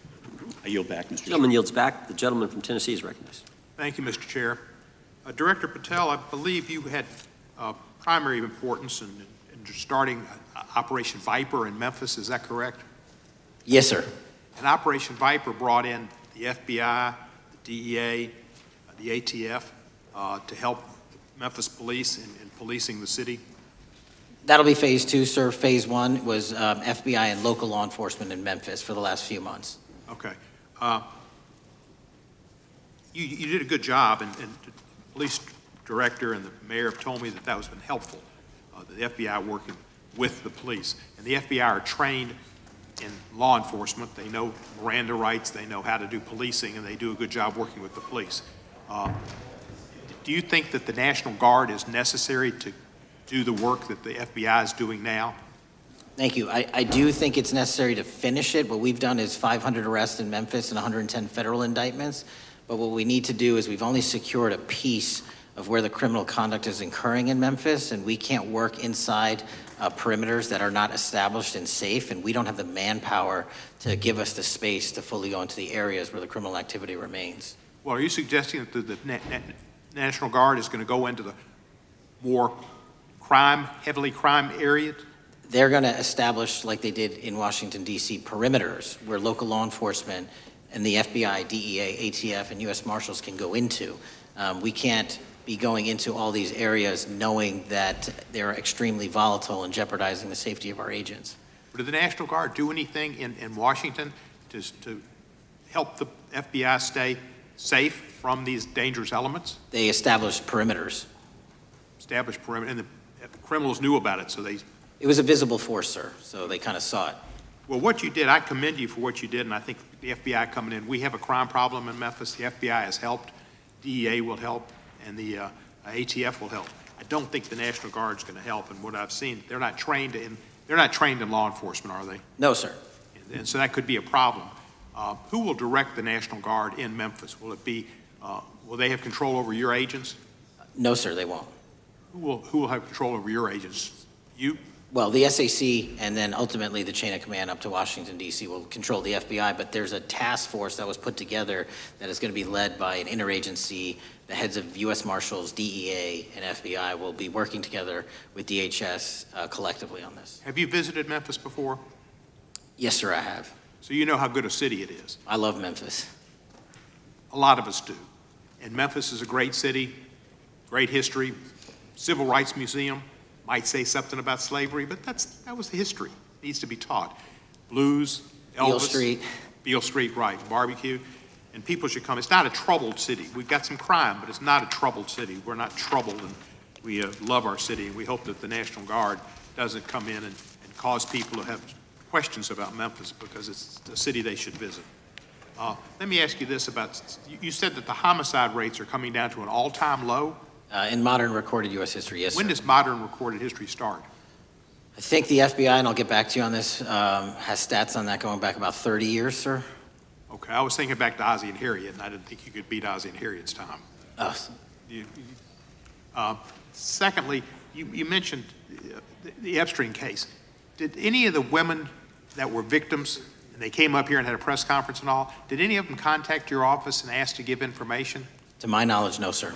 If they did, let me ask you first, is there a statute of limitations on sex crimes like that, with sex with a minor, rape? The DOJ is the expert, but I do not believe there's a statute on that, limitations on that. So if there's not a statute of limitations, should you not be interviewing those people who know who raped them and the names and the places and give you that information? That seems like that's a treasure trove of information, and it's a serious, serious, serious number of crimes. Sir, I couldn't agree with you more. We've been very public about asking individuals to come forward with new information, and we would run out every single lead on that. Well, I'm sure the women will come forward, especially today, to be sure that they will get an opportunity, because that seems like something we ought to do.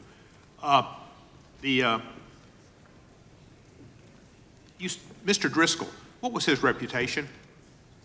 I can't comment on Mr. Driscoll's matter. It's an ongoing litigation. Yeah, but his reputation you could tell us about. I can't tell you about his reputation. His work has been laid out in that lawsuit. How many of the FBI agents who worked on the January 6th case have been fired? I don't have that number, sir. Do you have a ballpark figure? No, but I can tell you that individuals based on case assignments in the FBI that I have led have not been terminated for case assignments. Thank you, sir. Come back to Memphis, and you work with Kevin Kane in our Tourism Bureau. He's great. Thank you. And thank you for your work in Memphis. Gentleman, back. Mr. Chairman, I have a unanimous consent request. Gentleman's recognized. So I've got 4 documents I'd like to introduce into the record. The first one is Jeffrey Epstein's 6 story played out for years in plain sight. And Acosta is quoted in here saying, "I was told Epstein belonged to intelligence and to leave it alone." The second document is entitled, "What Epstein's Bodyguard Warned About His CIA Connections."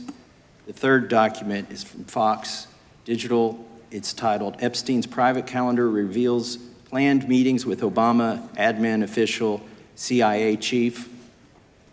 And the last document is Wall Street Journal article that highlights Ehud Barak's 36 meetings with Jeffrey Epstein. He was the former Prime Minister of Israel and head of military intelligence for Israel. It may have held that title when he met Epstein, and then, yes. Without objection, the gentleman will hold for a second. The gentleman from Maryland is recognized. Thank you, Mr. Chairman. Just one UC request. This is Judge Engelmeyer's decision from August in U.S. versus Epstein, stating the government's 100,000 pages of Epstein files dwarfs the 70-odd pages of Epstein grand jury materials. Without objection, the gentleman from Kentucky is recognized for 5 minutes. Thank you, Mr. Chairman. Director Patel, I watched some of your Senate hearing yesterday when Senator Kennedy asked you, "You've seen most of the files. Who, if anyone, did Epstein traffic these women to besides himself?" You replied, according to the transcript, "There is no credible information that he trafficked them to anyone else." You also said somewhere in the hearing and here today that the problem is that the case files are constrained by limited search warrants from 2006 to 2007, and that the non-prosecution agreement hamstrung future investigations. Those constraints only apply to Southern District of Florida. They do not apply to Southern District of New York, the location of the 2019 sex trafficking indictment, which produced many things, including a series of FD 302 documents. According to victims who cooperated with the FBI in that investigation, these documents in FBI possession, your possession, detail at least 20 men, including Mr. Jess Staley, CEO of Barclays Bank, who Jeffrey Epstein trafficked victims to, victims including minors such as Virginia Roberts Giuffre, may she rest in peace. That list also includes at least 19 other individuals, one Hollywood producer worth a few $100 million, one royal prince, one high-profile individual in the music industry, one very prominent banker, one high-profile government official, one high-profile former politician, one owner of a car company in Italy, one rock star, one magician, at least 6 billionaires, including a billionaire from Canada. We know these people exist in the FBI files, the files that you control. I don't know exactly who they are, but the FBI does. Have you launched any investigations into any of these people, and have you seen these 302 documents? Sir, I have asked my FBI agents to review the entirety of the Epstein files and bring forth any credible information, and we're working with Congress not only to divulge that information and produce it to you, but any investigations that arise from any credible investigation will be brought. There have been no new materials brought to me launching a new indictment. So is the loophole here, or is it your assertion that these victims aren't credible, that the 302s maybe didn't produce credible statements that rise to a probable cause? It's not my assertion, sir. It's the assertion of 2 different United States attorneys' offices from 3 separate administrations who investigated those same materials in lifetime. Are the 302 documents in the FBI's possession? They reviewed all that, yes, sir. And so have you reviewed those 302 documents where the victims name the people who victimized them? If I personally know, but the FBI has. So how can you sit here and in front of the Senate and say there are no names?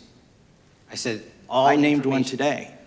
I said we are not in the practice at the Department of Justice and FBI of releasing victims' names.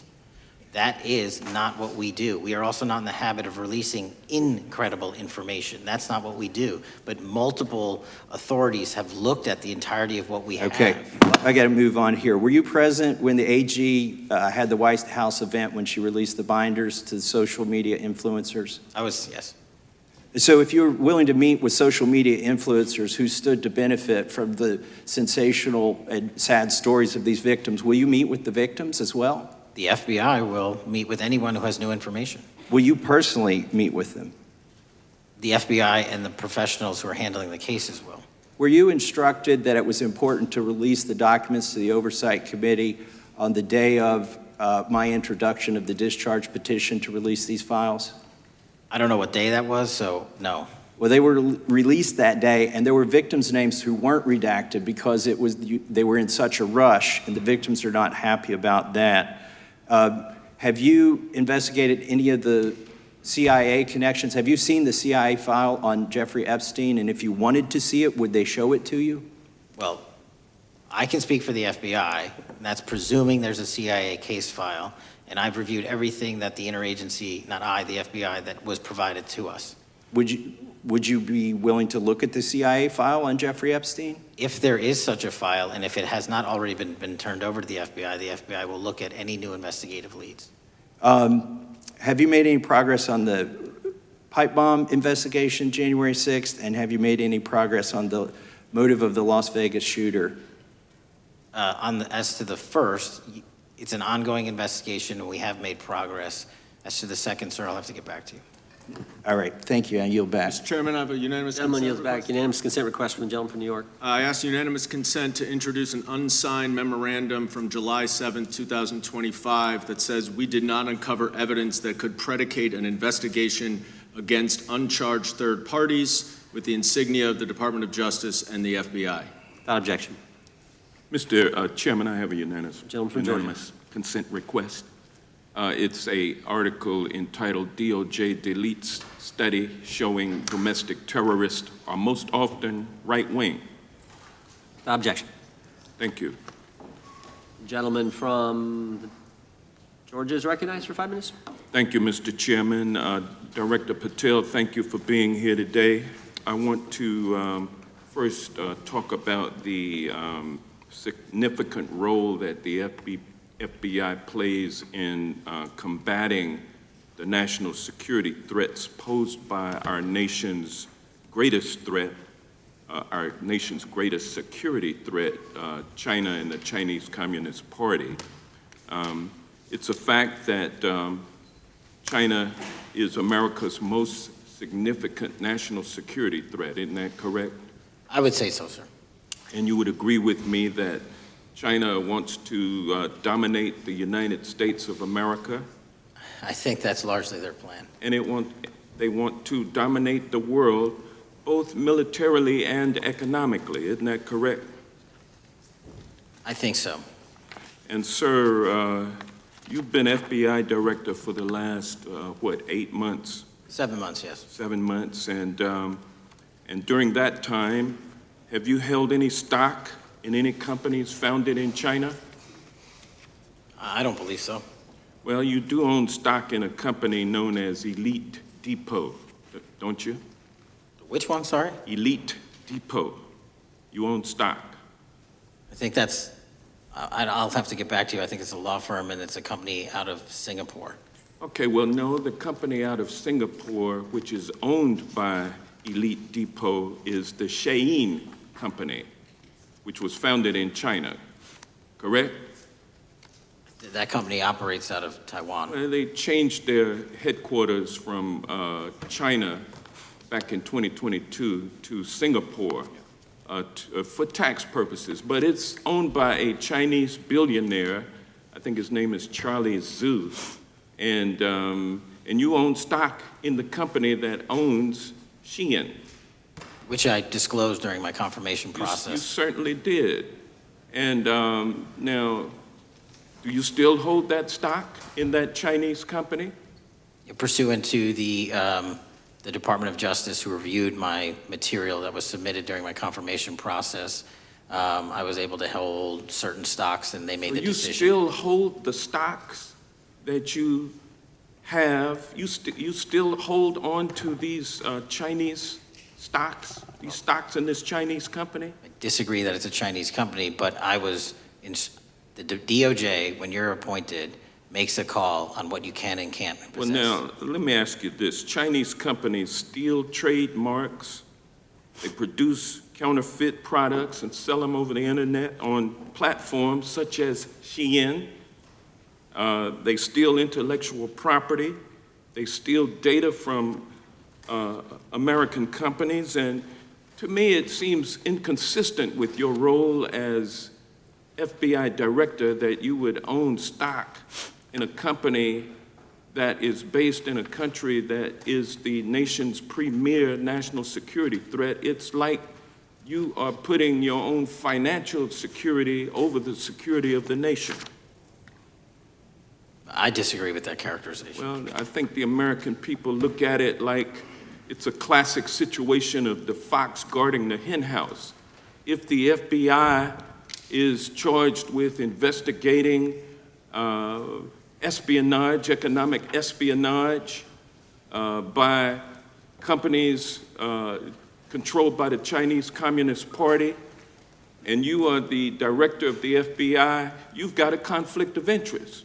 Sir, I would just show if there's any intimation that I'm against. Why are you holding on to this stock? It wasn't a decision I made. And it's valued at up to $5 million as of when you last reported, correct? $5 million in stock? No, I don't follow it. You don't follow it, but you're still making money off of it.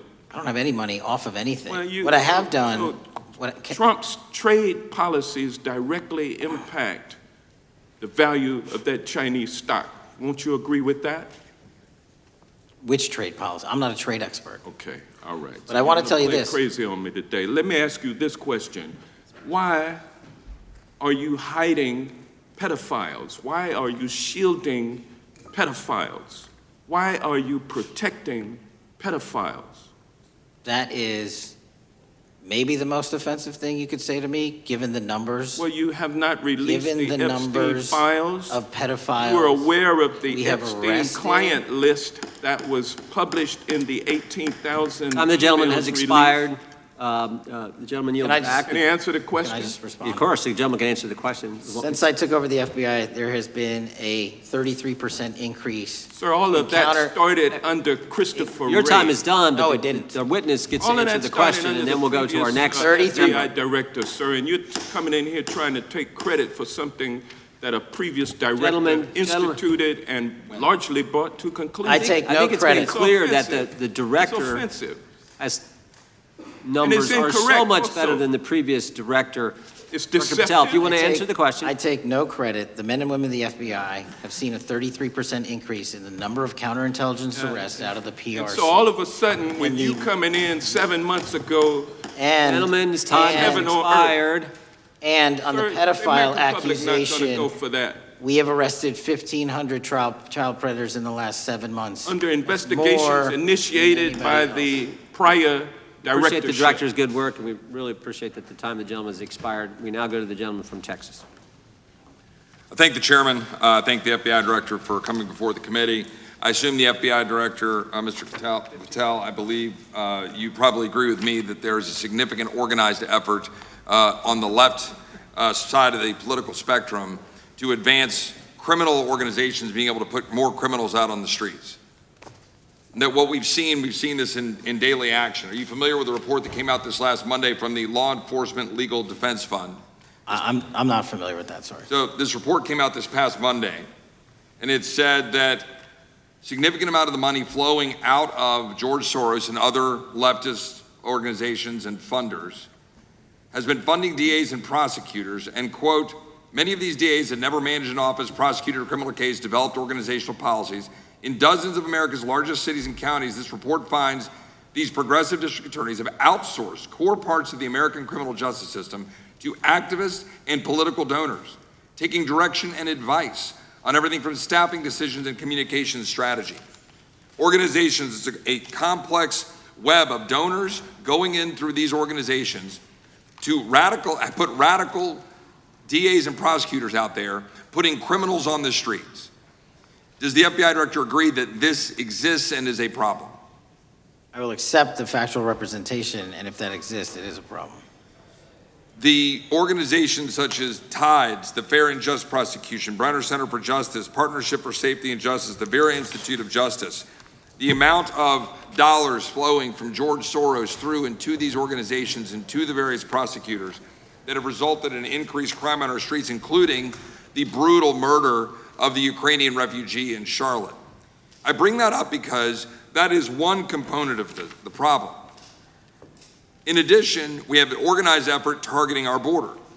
The NGOs, the nonprofits, and the deep pockets, the United Nations, charitable organizations, and a long list of over 250 organizations that the Center for Immigration Studies put out that lays out a complex web of organizations that were moving people into our country, knowing that they're dangerous, knowing that they're criminal, associated with taxpayer dollars flowing through the United Nations and donor dollars flowing through organizations, including ostensibly religious ones, putting these dangerous individuals on the street that resulted in fentanyl in our communities, that resulted in the death of Jocelyn Nungare, of hundreds, thousands even, as the director testified, 100,000 people dying from these narcotics every year. All of this in an organized effort, a complete effort by the radical left to use taxpayer dollars and these dollars to put people on our streets. In addition, the extent to which we've seen now with the Southern Poverty Law Center and their hate map targeting, for example, the Family Research Council, where we had a shooting right here in DC over a decade ago, putting Charlie Kirk, putting a target on TPUSA, Antifa, other radical organizations that are very specifically organized in targeting conservatives and ordinary Americans. Well, how about the organized effort to infiltrate our schools and advance a transgender agenda and advance a radical agenda, perhaps one that we will see exposed further in the individual that actually shot Charlie Kirk. So here's my question. Will you as the director, and are you as the director, pursuing all legal channels to follow the truth wherever it may lead on this organized effort, one? And two, do you agree that Congress should take all action necessary to expose this web of dollars that are flowing to undermine our way of life? We've got another minute in my time, then I'd like to hear from you on this topic broadly. I'll keep it short. Investigatively speaking, we are doing the following. We are following the money. We are following the money in every organization and every person that is violating the federal code. And it doesn't matter what your background or ideology is, we are following the money. We are using legal process to follow that money, issuing subpoenas to follow that money, using grand juries to follow that money. And when we have results to recommend for prosecution to the Department of Justice, we will do that, and we will continue to publicize documents through Congress, yes, when we make these findings. Mr. Chairman, I'd like unanimous consent to insert the record outsourcing justice by the Law Enforcement Legal Defense Fund that I alluded to before. I would ask unanimous consent to add a 2024 list provided by the Center for Immigration Studies on these United Nations and other affiliated groups that are responsible, over 250 of them, for moving individuals into our country in a coordinated effort. I would like unanimous consent to insert a letter that I sent that currently has 33 members of the United States House of Representatives have signed on it, calling for a special select committee to pursue the organized effort from the radical left to target our way of life and undermine our security by putting criminals on the street and having our borders being wide open and putting us in danger. Without objection. With that, I would yield back. Without objection. Gentleman yields back. Mr. Chairman, I have a couple of unanimous Gentleman's requests. One is a letter from Senator Tom Cotton, dated last year, urging the U.S. to, quote, ensure that data from U.S. companies is not harvested by the Chinese Communist Party through the purchase of Xi'an software and technology. Without objection. And also a statement by Marco Rubio, then Senator Marco Rubio, which warned our UK allies about, quote, Xi'an's deep ties to the People's Republic of China. Without objection. Also,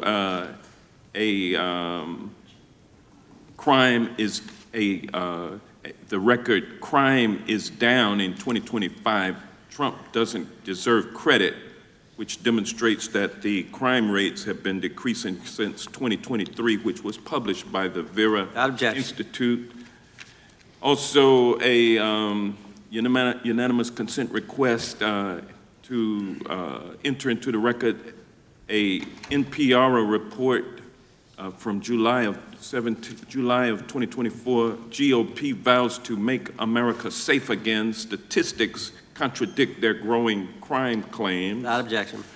Also, a report out of the American Presidency Project dated January 17, 2025, record low crime during the Biden-Harris administration. Without objection. Also, Joe Biden is correct that violent crime is near a 50-year low, which was a PolitiFact publication of May 2024. And last but not least, a FBI releases 2024 reported crimes in the nation statistics. These are FBI statistics published on August 5th, 2025, which details decreases in murder, rape, aggravated assault, and robbery in 2024. Without objection. Gentleman from Kentucky is recognized for unanimous consent. Mr. Chairman, I ask unanimous consent to submit two sets of documents. The first is a series of emails from the victims of Jeffrey Epstein. They are making FOIA requests to get their own FBI files and not having any success. So I want to bring attention to that by submitting that to the record. The second document that I want to submit to the record, for the record, I know we don't usually read these. This one's not readable. It's completely redacted for the most part, the first 50 pages. This is actually the search warrant that was served on James O'Keefe for a diary that he had already given to the government 2 months before. And as it turns out, there were no indictments here, yet he still doesn't know why he was raided, and I think he deserves to know. So, without objection. Thank you. The chair now recognizes the gentleman from California. Director, the first time you saw Donald Trump's name was in the Epstein files. Did you close the files or keep reading?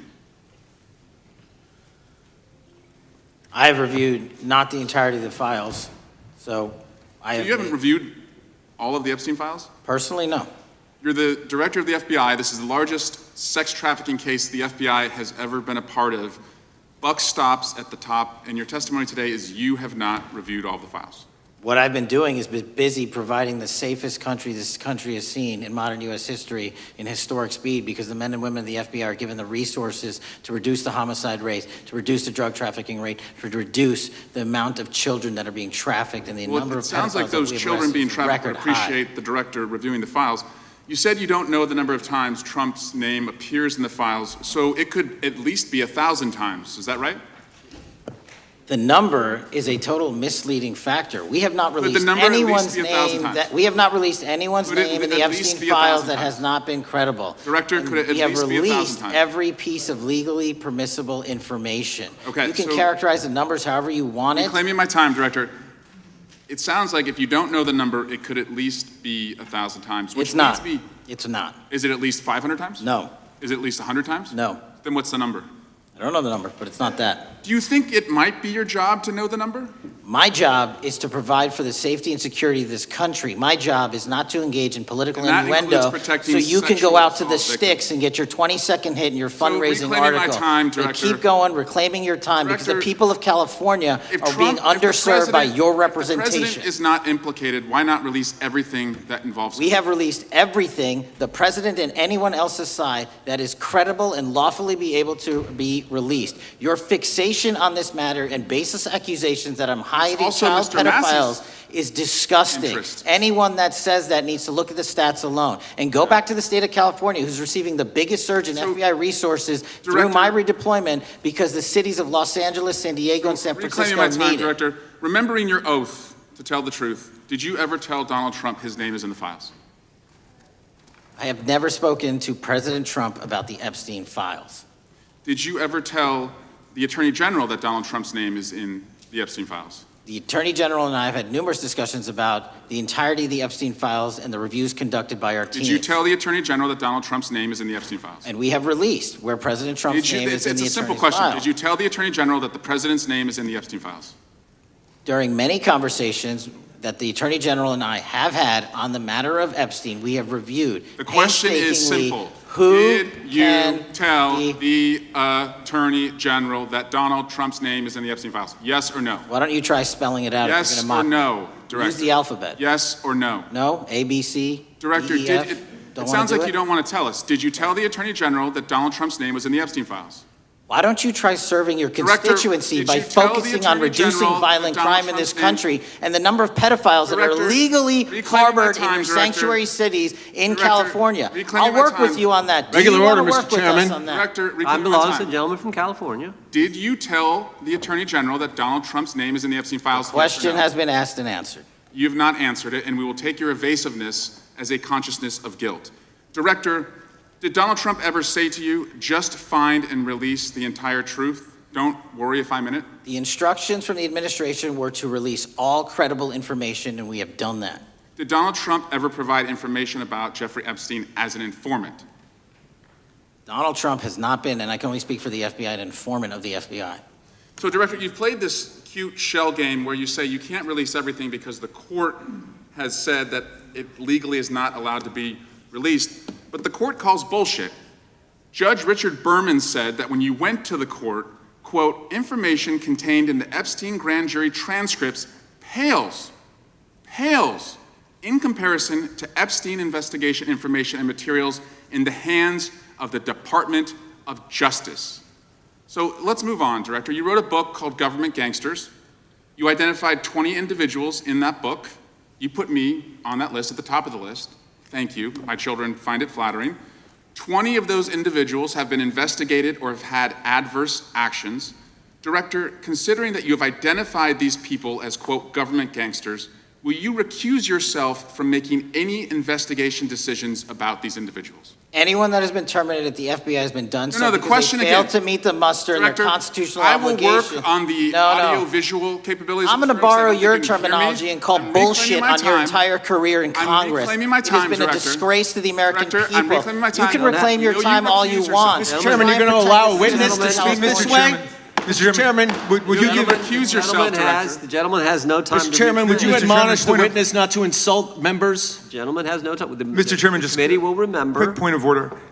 Could the gentleman be extended an additional 20 seconds to complete his thoughts since the witness decided to interrupt him continuously? And the witness will be able to respond if he wants. We'll make sure Thank he has you. time to do that. My question We'll is, continue. will you, Director, recuse yourself, yes or no, from investigating or making decisions about the 60 individuals, including myself, that you identified as government gangsters? Yes or no? Time of the gentleman has expired. The witness may respond if he would like. And the answer was no, as I heard. Correct. Okay. The gentleman from Wisconsin, the gentleman yields back. The gentleman from Wisconsin is recognized for 5 minutes. Thank you, Chairman. Thank you, Director Patel, for being here today. I wanted to talk a little bit about the assassination of Charlie Kirk and the FBI's subsequent investigation. I know it's really sensitive, and you know, you can make the call as to whether or not, obviously, it's something that you can respond to, but I think it's still fresh on many people's minds. I want to congratulate you and Utah law enforcement for the work you did in identifying the suspect and apprehending him. According to public reports, and I think this is what maybe it's, I still have questions about, and maybe the public does. According to public reports, the alleged shooter arrives on the Utah Valley University campus nearly 4 hours before the shooting. Was that your understanding? Is that kind of? I'll let the public reports reflect themselves. I don't have the exact timeline. Okay. So we don't have any idea kind of his prep or how he set up or how he utilized that time when he first showed up on campus? All of those are being currently investigated through our cell phone analysis and through our witness interviews, and the state of Utah has now announced charges seeking the death penalty against his suspects, so we're a little limited in what we can continue to say. Sure, I understand. And that suspect, like you referred to, is then captured on security footage jumping off the roof of the alleged shooting location, the Losey Center. do we have any idea how the suspect got up on the roof in the first place? I think for members of Congress, especially after Butler and Pennsylvania, it's just unimaginable that there could be some type of security breakdown prior to an event of that size where somebody could access a rooftop. So not commenting on the case, but having gone to the crime scene and walked the steps that we believe were taken, the roof was actually readily accessible through an exterior stairwell, so anyone could have gotten on it. Okay. The suspect flees on foot to kind of this wooded area where he drops the rifle, wraps it in a towel, and then proceeds to his staged vehicle and basically drives home. So do we have any idea what the towel was about? Was it used later to identify a place where the firearm was left, or? What we can tell you is the towel, there was a screwdriver found on the rooftop which DNA was collected off of, and the towel was found wrapped around the firearm in question in a wooded area next to the campus. All have been processed for DNA.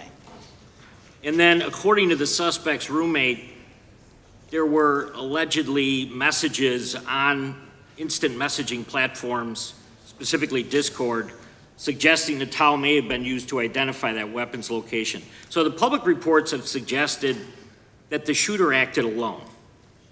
Do we still believe that that's true? Do we have any idea as to whether or not those Discord messages led us to believe that the shooter may have had help in any way or assistance?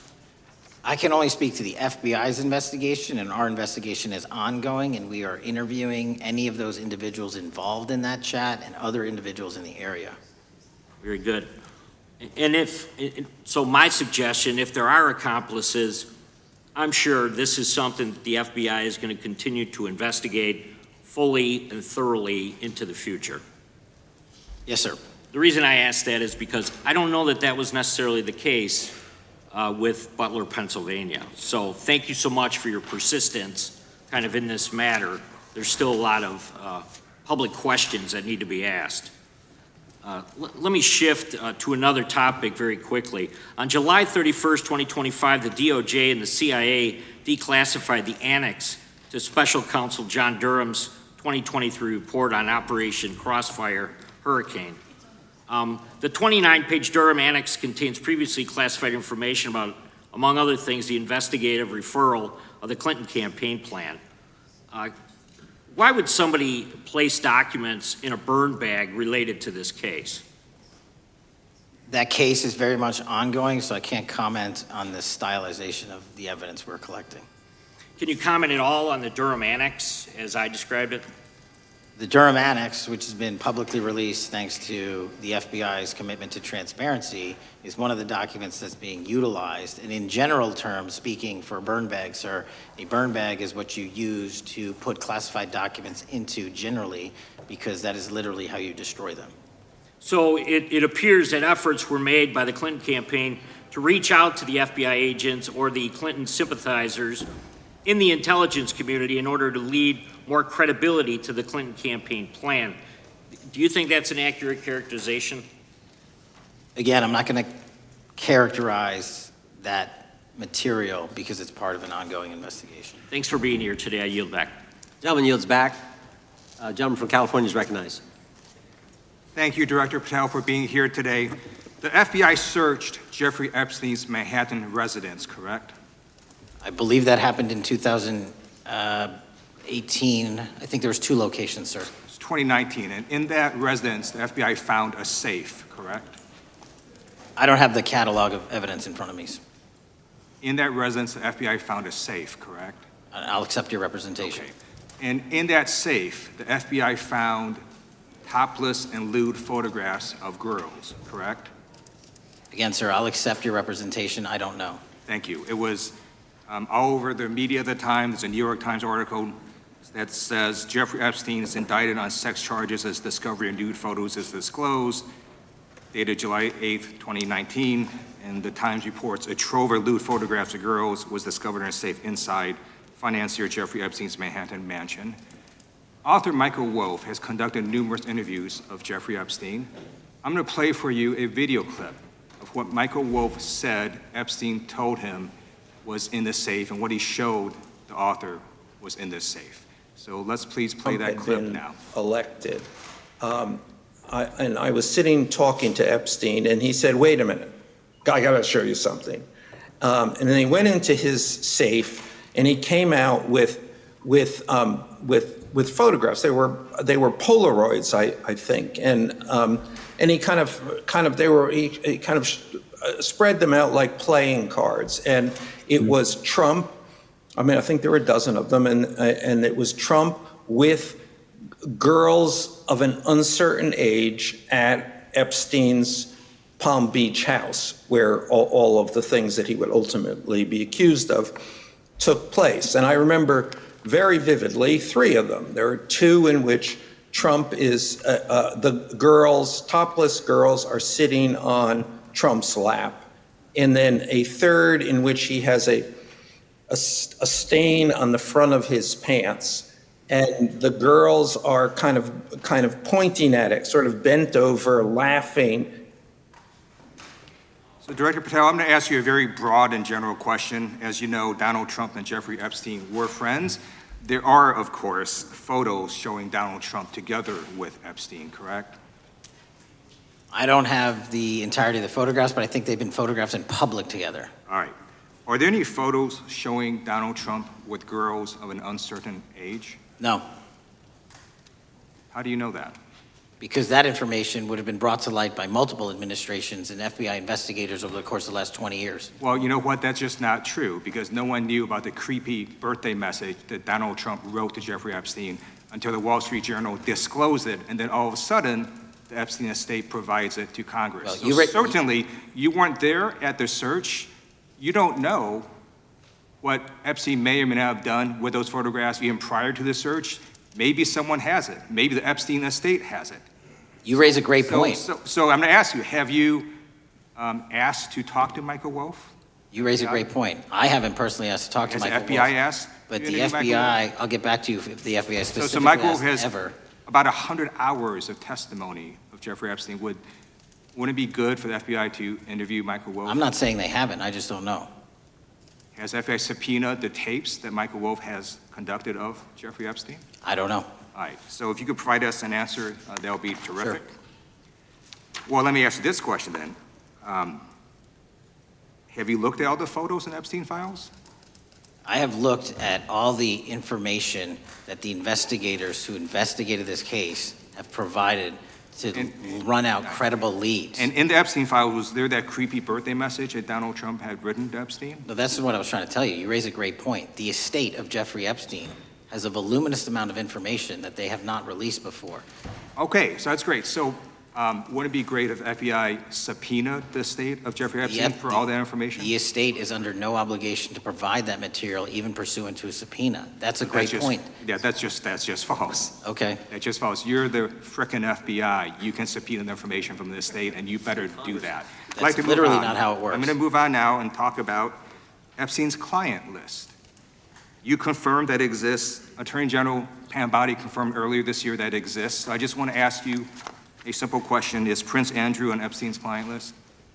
The material related to Prince Andrew has been made public. Is Prince Andrew on the client list? We have released the index of names that were in Jeffrey Epstein's. Is Donald Trump on Epstein's client list? The index has been released, and the index will speak for itself. So I'm just going to say, America, there's a huge red flag. The FBI director could not answer whether Donald Trump was on Epstein's Gentleman's time has expired. I now recognizes the gentleman from Virginia. Thank you, Mr. Chairman. I want to thank the director for being here and for his work over the last several months, removing the taint of partisanship that has infected the intelligence community over the past several years under the last administration, under the last several directors, standing up for law enforcement, standing up for the brave men and women who work in your agency. But to set the record straight, we have to correct the record. And the record, early days of the first Trump administration saw a dramatic spike in news stories that contained sensitive and sometimes classified details about the FBI's bogus Russia probe, about a leak a day. It's unacceptable that senior FBI officials coordinated to leak classified information to try and harm President Trump. Documents produced to the committee in August of this year revealed that the FBI interviewed a former intelligence committee staffer who gave details on a systematic process through which leaks of classified information were affected by then Chairman, now Senator Adam Schiff. Were these findings escalated within the Bureau's chain of command, and if so, to what level? Sorry, were the findings escalated? Were these findings that were given to us escalated within the Bureau's chain of command, and if so, what level? Did you receive this information? That entire matter is currently under investigation by the people at the FBI that handle leaks of classified information. All right, it's good to know that there is an ongoing investigation. Can you tell me whether these leaks to the media compromised any ongoing FBI investigations during the Trump-Russia probe? I can tell you, generally speaking, the leaks of classified information are detrimental to any work the FBI is doing. Now, former Director James Comey testified before the Senate Judiciary Committee that he had never been an anonymous source, nor authorized anyone to be an anonymous source in news reports about matters relating to the Trump investigation or the Clinton investigation. Was Comey's testimony true? In reference to Director Comey, I'm very limited in what I can say because of what the current status of those matters are with the FBI and the Department of Justice. When I am able to make those public, I will. Can you tell me if there's an ongoing investigation there? Again, without identifying any individuals related to the information you're generally speaking about, there is an ongoing matter that has been under review by the Department and the FBI for some time. Because we know that the documents that we received last month revealed that former Director Comey used Columbia University law professor as a conduit to leak stories to the media that contained classified information. Let me move on to the way that the FISA process was weaponized by past directors. Prior to your confirmation, you raised concerns about government misuse of FISA, including Section 702, stating that FISA was in need of major reform. Specifically, you highlighted that the Fisk report that the FBI had conducted 278,000 improper searches of the FISA database. Do you remain concerned about governmental abuse of FISA in Section 702? I'm always concerned, but what we've done since I became FBI director is implement new audit systems. We are nearing 100% review of the 702 query system that you are specifically referring to, and we've also eliminated anyone that has ever touched that database that has in any way made a mistake, whether intentional or not, and we have also identified a system in which those going forward who misuse the 702 system, they don't get 2 strikes. They get 1 and you're done.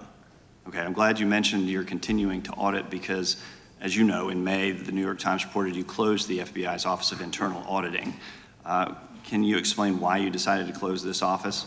Yeah, because under the new restructuring of the FBI, to save resources, there were 2 different places doing the exact same thing.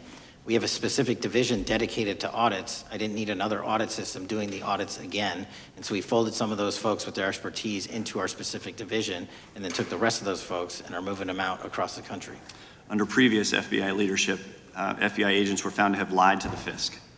There have been hundreds of thousands of violations of the querying standards. In light of past violations, what action is the FBI taking to ensure that similar abuses do not occur in the future?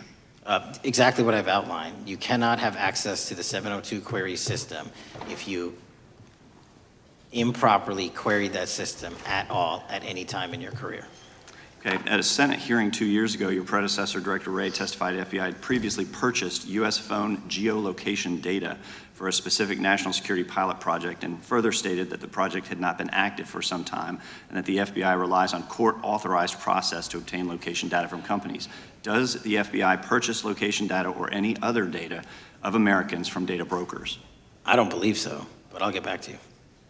Thank you, that'd be important. I appreciate that. I yield back. Gentleman yields back. Gentleman from Washington is recognized. Thank you, Mr. Chairman. Mr. Patel, before you joined the FBI, you had very strong opinions about what the FBI was hiding regarding Jeffrey Epstein.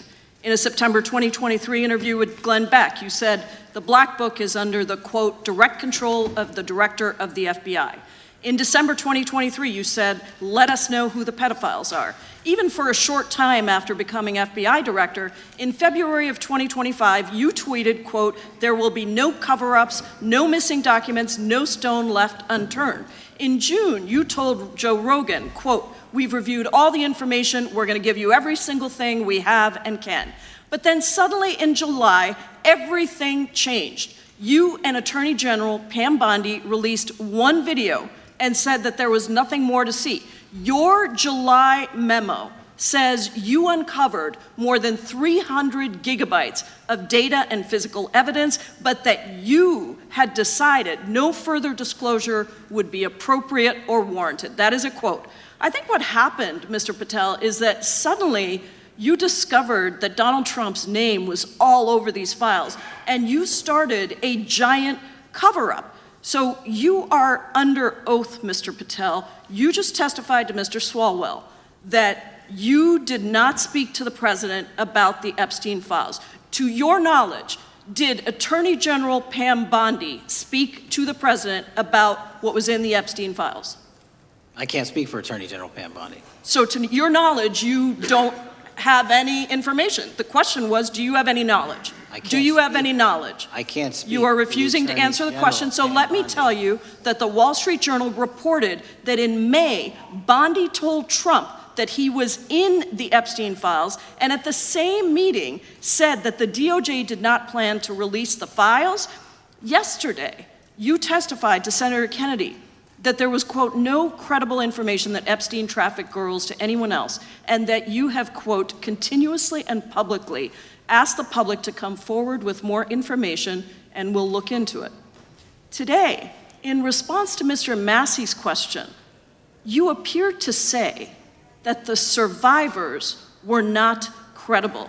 These are survivors. That's not at all what I said. Okay, great. I'm going to ask you this in a second, but let me tell you about the don't lie about survivors, me. and let's bring them up here into the room. These are women who came to the Hill and testified that they were groomed and raped at the age of 14 and 16 years old, and they called to meet with the president and to meet with the FBI and to have people investigate their claims. Some of them have never testified before. If you are so interested in getting the public to submit any information, why have you not met with them? You said you haven't met with them. Have you met with them? I'll give you one more chance. My job as the FBI director is to Is the invite all answer yes or investigative no leads. to whether or not you met with these women who were sexually abused and raped?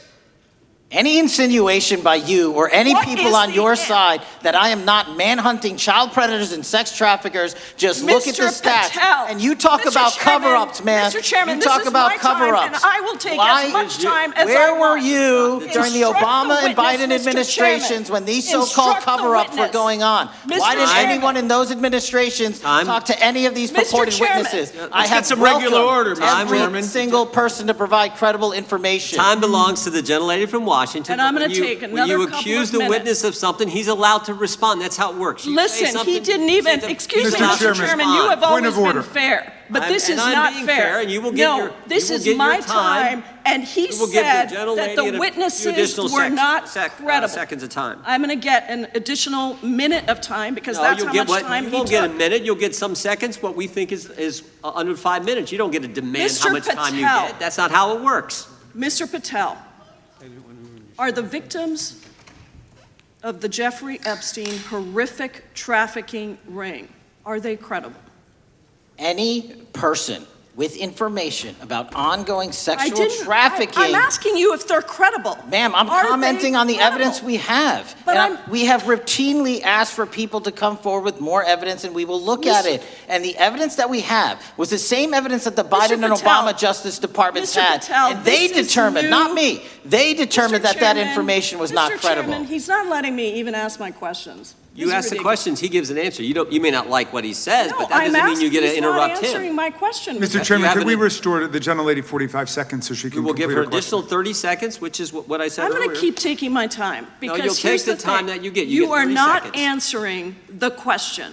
The question I is, have, you just don't like the these answer. women, are these women credible? It's a yes or no answer. I have answered the question. Well, and what I is keep the telling answer? you, I'm the only FBI director that has welcomed new information in this case. This You're administration is the only one that has welcomed any new information in this Is there case. a yes or no to Present whether the new victims credible are information. credible? present new information. Are the victims credible or not? I'll tell you what happened in the last Trump administration. Are they credible or not? You can't even Victims say. credibly came forward, and you know what happened? President Trump authorized the indictments of Jeffrey Epstein. Called not them Biden, a hoax. not Obama. President Trump no one called else. the entire thing a Democratic hoax. So I would like to ask the gentlelady's time has expired. I gave her the additional 45 seconds she requested. The gentlelady yields back. The gentleman from New Jersey is recognized for his 5 minutes. If you would meet with the women who were sexually abused and raped and groomed at the ages of 14 and 16 years old. Are you going to cover up? No, I'm Are you going to continue to recognize cover the up gentleman for from the New Jersey rich for and his 5 minutes? powerful men, including those that might be on this committee? I can yell too, Mr. Chairman. I don't want to yell above this. The time belongs to the gentleman from New Jersey. I appreciate the gentlelady yielding back. Are you going to allow them to testify, Mr. Patel? Go ahead. Will you allow them to testify to you, Mr. Patel? Mr. Patel, thank you for being here. I know it's been an interesting and difficult 2 days. And I wasn't going to talk about the Epstein thing because there's a lot of other issues that affect the FBI, but I have to say a few words. I've sat here, I've listened to this, I've watched it, and you know, my Democratic colleagues are so concerned now, Mr. Patel, all of a sudden. Where were they last year? Where were they the year before? Where were they the year before that? Where was the last president in any of this? All I know, the only thing I see is a single letter from the ranking member that was sent in 2019 that he didn't like the plea deal, and some people signed on to that. Most of the truth, the real truth, let's be honest, let's be intellectually honest. The real truth is we didn't hear from them at all. Anybody of them. Hardly any of them ever mentioned it. Some of them didn't mention it at all until the beginning of this year. Earlier in the year it started. Not one Democrat asked Director Wray. We all remember Director Wray was here. Not once, not twice, multiple times. Nobody asked Director Wray about Epstein before this committee. Nobody was that concerned. Where was the concern for the victims then? Where was the moral righteousness then? Where was the outrage then? Where was the sense of duty then? Where was the desire for accountability then? Where was the urgency for justice then? Most of all, where the hell was the integrity then? You know what the truth is. Let's just say it, man. Tell the truth time. The truth is, it's politically useful for them to try to do this now, even though they didn't give a damn about it in the past. And you know what? That's an insult to the victims, and that's an insult to America. Continue to do the work you're doing. Continue to uncover what needs to be uncovered. One real quick thing before I say anything to 9/11. We know that was mishandled by the past director and by the past FBIs. There are family members here. There are family members who are concerned. God Almighty, we want to get to the truth of that. I ask you, please, to meet with them, to talk to them, and to investigate this with truth. You know, in the Biden administration, we went through a very dark and difficult period of time. The FBI trust was broken with the people. Catholics were, this is the stuff we've been talking about, were labeled radical threats for praying in their churches with their rosaries. Parents at school boards were called terrorists for standing up for their children. Hindu holy men in New Jersey. We have the largest Hindu temple in the world. They were attacked. They were put up against the wall with guns to their heads. So it isn't just a Catholic or Christian thing. American Jews were targeted in colleges and universities, and a lot of folks in the FBI, in the past FBI, not this one, didn't give a damn. We can't go back to targeting religion. We can't go back to silencing free speech. The Biden administration did that. So I got questions for you. Hopefully thoughtful questions that you can answer for us in a thoughtful way. How is this FBI now, under your leadership, how are we restoring trust for Catholics, for Hindus, for Jews, for parents, for all the other, for just American people that were targeted by FISA because they had a different viewpoint? How are we restoring that trust in the FBI? Multiple ways, sir. One, and maybe most importantly, is through transparency and providing the American public with the material so they can see, read it themselves as to what the abuses were in the past, whether it relates to the Catholic memo or the Hindu incident you talked about at the largest temple in North America. Any institution of faith and any member of faith will not be investigated by this FBI because they are men and women of faith ever, period. Full And stop. nor should they. Nor should they. I don't mean to interrupt you, but my God, of all the amendments to the freedom of speech, freedom to believe in what you want to believe in, I know you're standing up for that. Continue. I'm sorry. No, that's it. Sorry. Okay. The Richmond memo was driven by a reliance on sources. The Southern Poverty Law Center, you know, the words sound nice, but the organization's not so nice. And we've seen the Anti-Defamation League distort data that counts as violence. Have you been able to identify and eliminate these kinds of partisan sources? We welcome all sources, but we want objectivity and neutrality and decency in the way we report all this. Have you been able to uncover any information there? How do we make sure our sources are good in the future? We have reviewed the source processes that infiltrate any institutions of faith, and they will no longer be going into institutions of faith. They will be directed towards criminal activity and protecting the homeland, the two most important missions the FBI has, and that's what we're going to continue to do. Good. And I'll say this, there was a lot of bull today, a lot of you know what, and I'm not going to say it because I respect the institution so much going on around here. Continue to do the work of the people.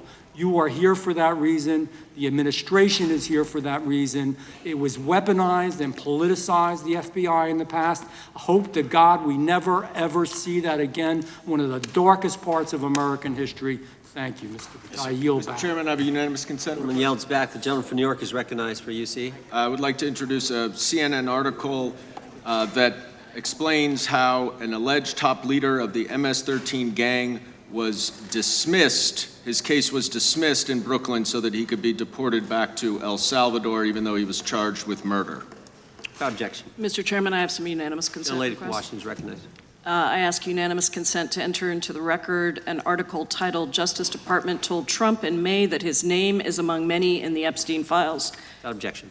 I have another one that is a July 2025 article by the New York Times entitled "How a Frantic Scouring of the Epstein Files Consumed the Justice Department," stating that DOJ and FBI employees reviewing the Epstein files were instructed to flag any mentions of Trump and other celebrities. Without objection. And I have another unanimous consent request to enter into the record an August 2025 article by The Guardian entitled "Ghislaine Maxwell Hinted at Epstein's Ties to Trump Officials. Why Wasn't She Pressed for Names?" stating that Maxwell told Deputy U.S. Attorney Todd Blanche that some of the, quote, cast of characters around Epstein are in Trump's cabinet. Without objection. Chair now recognizes the gentlelady from Pennsylvania. Thank you, Mr. Chairman, and thank you, Mr. Patel, for coming before us to testify today. I am concerned by your repeated claims that you're not able to disclose anything further about the Epstein investigation and files, and that there's no evidence of a broader conspiracy or other people who should be charged, because the American people aren't buying that you've been transparent or that there's nothing further to be seen. In your exchange with my colleague, Mr. Roy, you reiterated something that I heard you say yesterday in your Senate testimony, and that is, under your direction, the FBI will always follow the money. Is that right? The money, did you say? Yes. Yes, you said you'll follow the money. That's great. And just now you said you welcome the opportunity to investigate new evidence. So there has been significant recent reporting just in the last couple of weeks that after Jeffrey Epstein was arrested, 4 major banks flagged more than $1.5 billion in suspicious transactions connected to him that suggested a massive conspiracy related to his child sex trafficking activities. Director Patel, has the FBI reviewed the $1.5 billion in suspicious bank transactions flagged to the government relating to Epstein and his co-conspirators? I know the FBI has reviewed numerous SARs. I don't know the totality of that number. Okay, can you provide us with that number? I'll get back to you. Okay. And have you initiated any new investigation of those bank transactions since, say, September 8th when the new reporting came out? I'll check with the Treasury Department because they're the lead on that. Okay, so Director Patel, how many individuals or entities has the FBI interviewed, subpoenaed, or compelled to testify? Can you give us those numbers with respect to these bank transactions? Not off the top of my head. I'll have to work with Treasury. Okay. we're concerned, you see, because you say you're going after child predators, but We are. obviously this is how you follow the money, is if you follow the bank transactions that apparently enabled the child sex trafficking. Would you agree? It's one of the valuable investigative tools is to follow the money. Okay.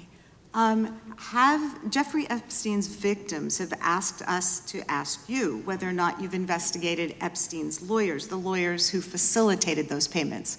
Have you subpoenaed or questioned any of those lawyers? So in 2018 and 19, what I recollect is many, if not every one of those lawyers was part of the investigation. But you weren't there at that time, I wasn't right? there. Okay. So can you get us the names and the numbers of who was investigated then with respect to those lawyers? As long as I'm allowed to release it, absolutely. Okay. Well, if we provide you with subpoenas, I assume you can release it. Is that right? We have a current subpoena and we're working with Congress to provide it.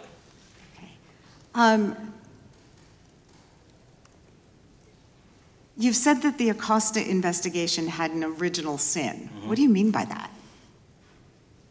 Basically, if you're looking at an actual pedophile ring, what you should not do is limit the time frame in which you're legally able to collect information. So search warrants that Mr. Acosta utilized in 2006 and 7 leading to the 2008 plea agreement had a very specific narrow window of years, I think 3 or 4 years. And so information pursuant to legal process wasn't collected for 10 years or 15 years or 20 years. It also, subpoenas were not sent out to hundreds of witnesses at the time, hundreds of victims at the time. None of that was done. None of these people were put in grand juries. And so the totality of information from the jump, instead of being this big, was like this. And that, in my opinion, is not how you run an investigation if you're trying to break a sex trafficking ring. So you're now in charge of the FBI. Why haven't you done that investigation? Great question, and here's the answer. Simply because I am not able to go back 20 years and collect information that the courts had decided was already subject to search warrants. They have said, this was in the investigation, there's a non-prosecution agreement out of that plea, and when the case was reopened, and this is where it comes into play, when the case was reopened in 2018 and 2019, the search warrants, again, were limited to the conduct of Jeffrey Epstein. Now, whether that's right or wrong, that's a different discussion, but I'm telling you that's the information we I think reviewed. that is a different discussion, and I think the discussion we'd like to have today is why you aren't following the money with respect to the broader conspiracy that it has been reported in the New York Times and elsewhere, and that if you really want to attack the issue, if you wanted to attack the issue, if you wanted to get to the bottom of it, if you wanted to disclose what really was involved in the Epstein files, the Epstein cover-up, that you would be taking very different actions that you are today. I do want to seek unanimous consent to enter into the record the New York Times September 8th, 2025 article, How J.P. Morgan Enabled the Crimes of Jeffrey Epstein. Objection. And also an article dated July 17th, 2025, in the Epstein case, Follow the Money. Objection.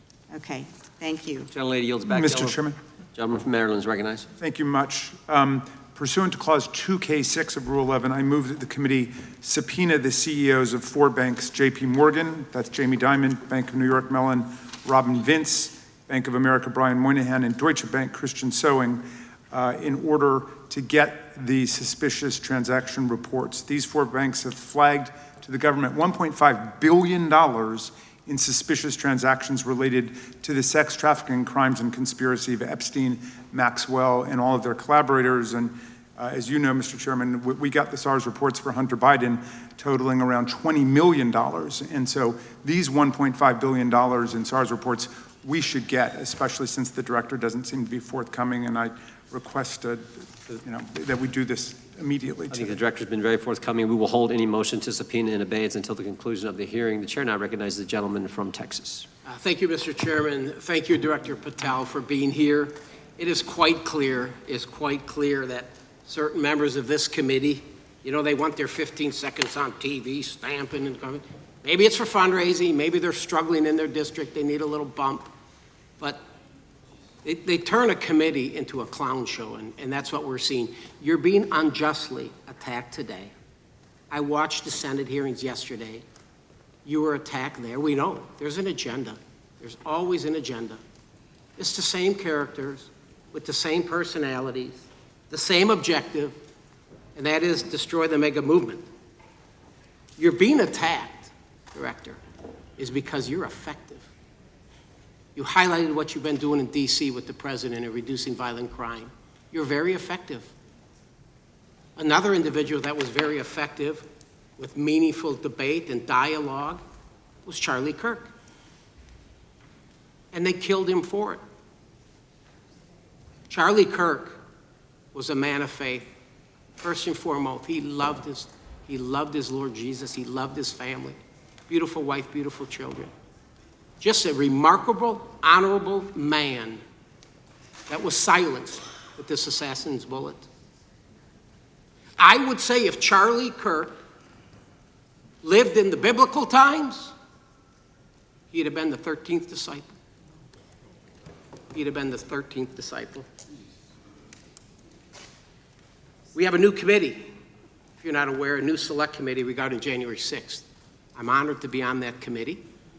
I'm looking forward to working with other members to expose truth, questioning federal agencies that were involved on January 6th, like the FBI, played a role, but we don't really know, Director, to what extent. We don't know. The January 6th sham committee was not formed by Nancy Pelosi to seek truth. There was nothing about getting to the truth about January 6th. Their sole mission was to damage Donald J. Trump and end his political career. And everybody knows it. That's what the purpose was. You know what's nice, so I kind of get to ask the question, though, how did that work out for you? Donald J. Trump is back in the White House, and America loves him. I spent 30 years in law enforcement, retired sheriff from a large county in the great state of Texas. I have seen, Director, I have seen more enthusiasm and support for law enforcement today because of what you and Donald Trump have done over the last 8 months to protect the American people. The American people couldn't count on their government to protect them. Crime is rampant. And now we have a president and an administration that puts the American people and their safety first. It's interesting, a few minutes ago, a classmate reached out to me and sent me I told him, I said, yes, we got Director Patel in front of our committee today. And Andy Kane wanted me to tell you, he said, quote, tell him we love him. Tell him we love him and all the brave warriors exposing the deep state. Kash, you're a great American, sir. You're a great American. Your work as the director of the FBI is commendable. It's commendable. And I want to thank you, sir. Thank you for your service. Keep up the good fight, brother. Don't let him tear you down. Keep up that good fight. You have it in you. With that, sir, I yield back. Gentleman, yield to me.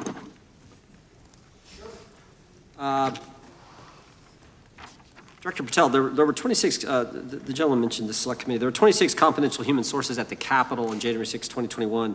4 entered the Capitol and thereby broke the law. Do you know if those individuals were being paid by the Ray FBI? So we've provided 600 pages of documents to this committee alone regarding January 6th. That's 600 pages more than any of my predecessors. Yep. Generally speaking, confidential human sources are always paid by the FBI. That's how it works. I can't speak to the specifics on each one and how much they make. And we appreciate it. We've reviewed some of that material, and you've given us a lot of material that we didn't get from Director Ray. That specific question, I think, is important to the American people. Were people who were confidential human sources of the FBI who broke the law, one was recommended for prosecution, my understanding is, by the information we've received from you. Were they actually paid by the very taxpayers who may have got charged with the same offense? I think that's important for us to understand. I'll get back to you on that. Thank you. Chair now recognizes the gentleman from California. Thank you, Mr. Chair. Welcome, Director Patel. I'm going to focus a little bit on domestic terrorism. We have a graph here, data up to 2021, but as you can tell, domestic terrorism is on the rise. Nation, our citizens under threat. We saw the assassination of Charlie Kirk. 2 assassination attempts on the president, school shooting, Minnesota last month, and closer to home, just a couple of days ago, Huntington Beach, peaceful vigil for Charlie Kirk, infiltrated by neo-Nazis who essentially made the local individuals attending that event fear for their safety. All of us know that a lot of these domestic attacks are by lone wolves, but yet they do leave clues, social media or elsewhere. Director Patel, you're it. You're the thin blue line. The FBI, your job to protect our citizens back home from those that would harm us. You have to find the needle in the haystack. Takes a lot of work, a lot of resources. Talking to my local sheriff this morning, who said they're concerned. Federal cuts to local grants that help them do the job. Then, of course, let's not forget about other threats that are coming before us, like high-tech fraud. Local senior recently was talking to me about a text she had gotten, a demand by the IRS to send a payment immediately, or the IRS agents were on their way to arrest this individual. Pretty gutsy stuff by folks probably from Europe, North Korea, Russia, China, people, okay, going after those precious savings our senior citizens rely on. Yet the president's proposing a budget cut of $500 million or more to your organization, the FBI. You've said that that'll essentially equate to about 1,300 less jobs at the FBI. So I'm going to ask you essentially, what is it that we can do to help you do your job? Little concerned.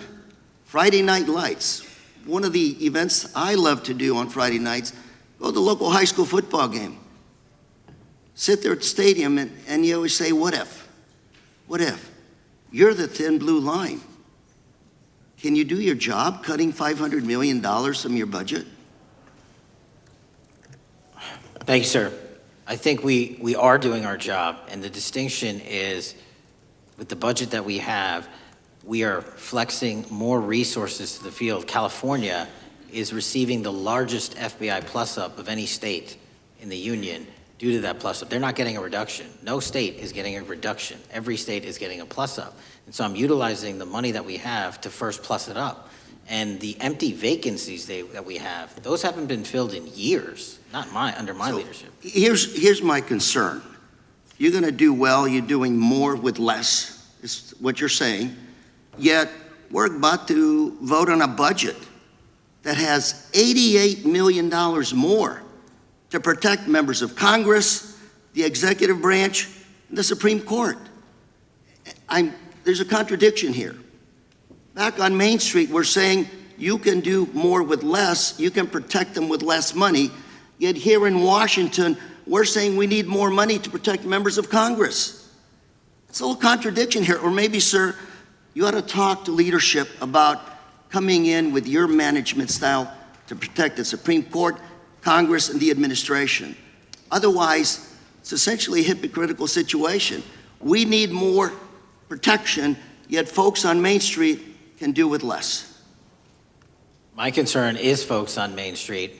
We also were, I think we received over $300 million in the big, beautiful bill, and we're also receiving pots of money from our interagency, so this sort of $500 million cut isn't entirely accurate. You're still getting cut $200 million plus. You're still moving your agents to do ICE work, so you are leaving a lot of bases uncovered. And I'm not going to be argumentative with you, Director Patel.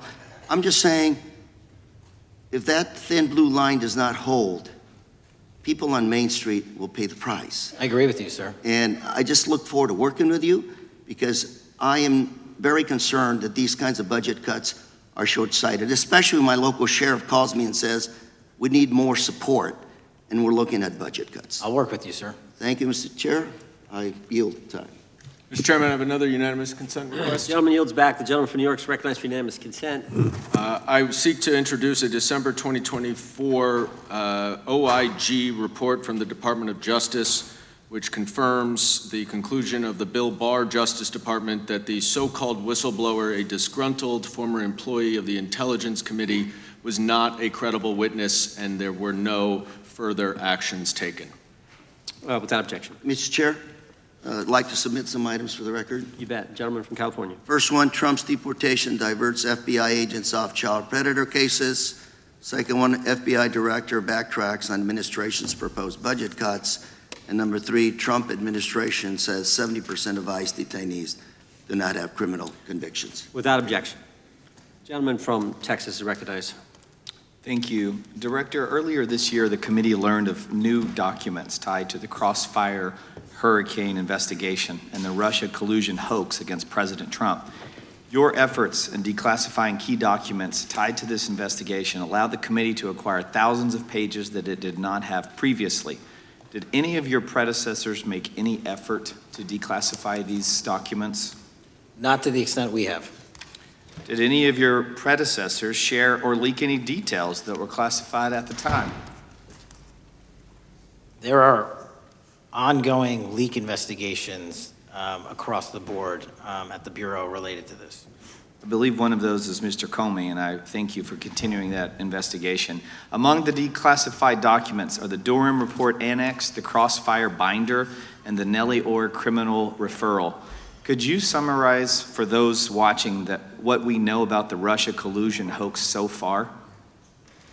Well, sir, I think the record will speak that the Russia collusion matter was perpetrated by a political party to go overseas and obtain information from a foreign intelligence asset, only to have that information, which was demonstrably false, turned over to the FBI, who walked into a federal FISA secret court and asked for a secret surveillance court order and lied to the federal court, and we know that because someone was convicted of it, and only to surveil the political opponent. So that is a massive scandal. We helped expose it.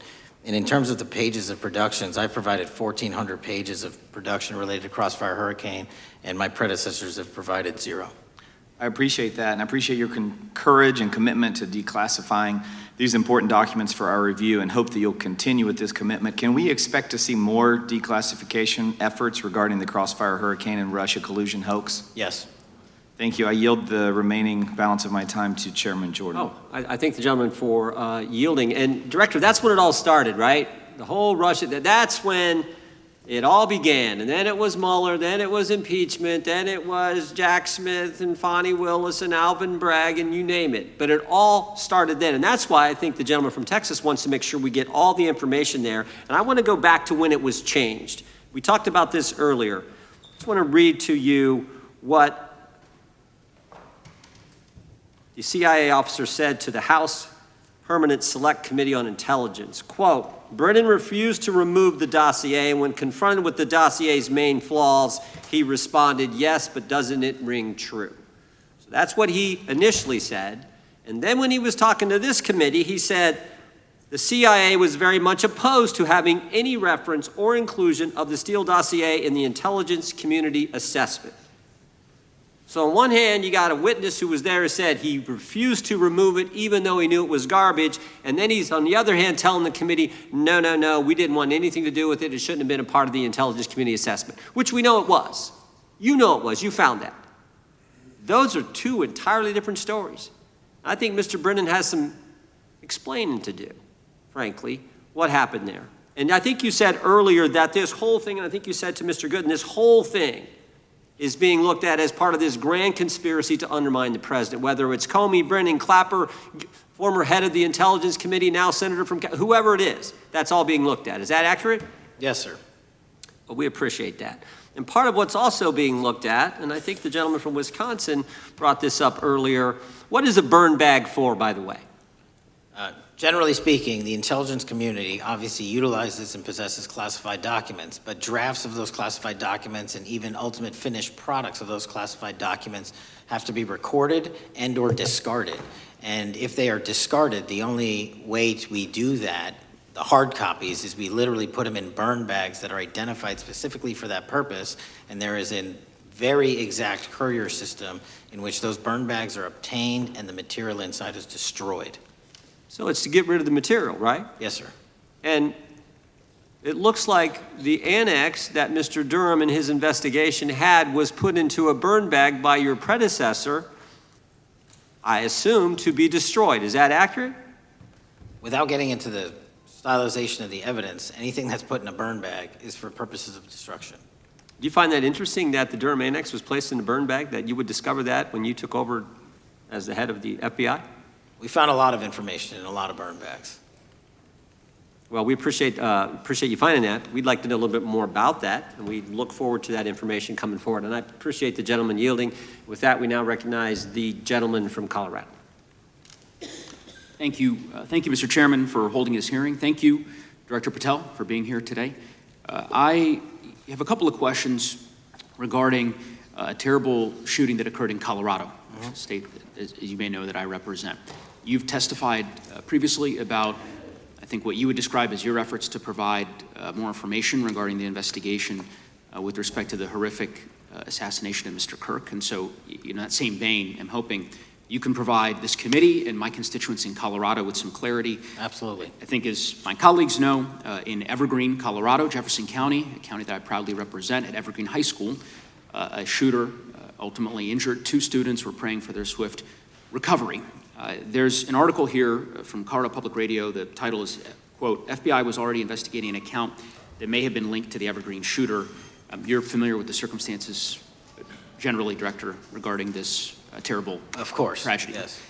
So my understanding from the public reporting is that an organization reported to the FBI in July of this year regarding, just reading here from the article, that the FBI opened an assessment into a social media account user whose identity was unknown and who was discussing the planning of a mass shooting with threats nonspecific in nature. This is the FBI statement to the press. And that the FBI continued to work this assessment investigation to identify the name and location of the user up until September 10th, 2025, which was the day of the tragedy. Can you provide us some clarity on what were the impediments to finding, the account user, and maybe describe in greater detail the FBI's work in that regard? Generally speaking, yes, because I know even though the shooter's deceased, the investigation we're not done. Sure. And so the impediments to finding these individuals, and you highlight a great point.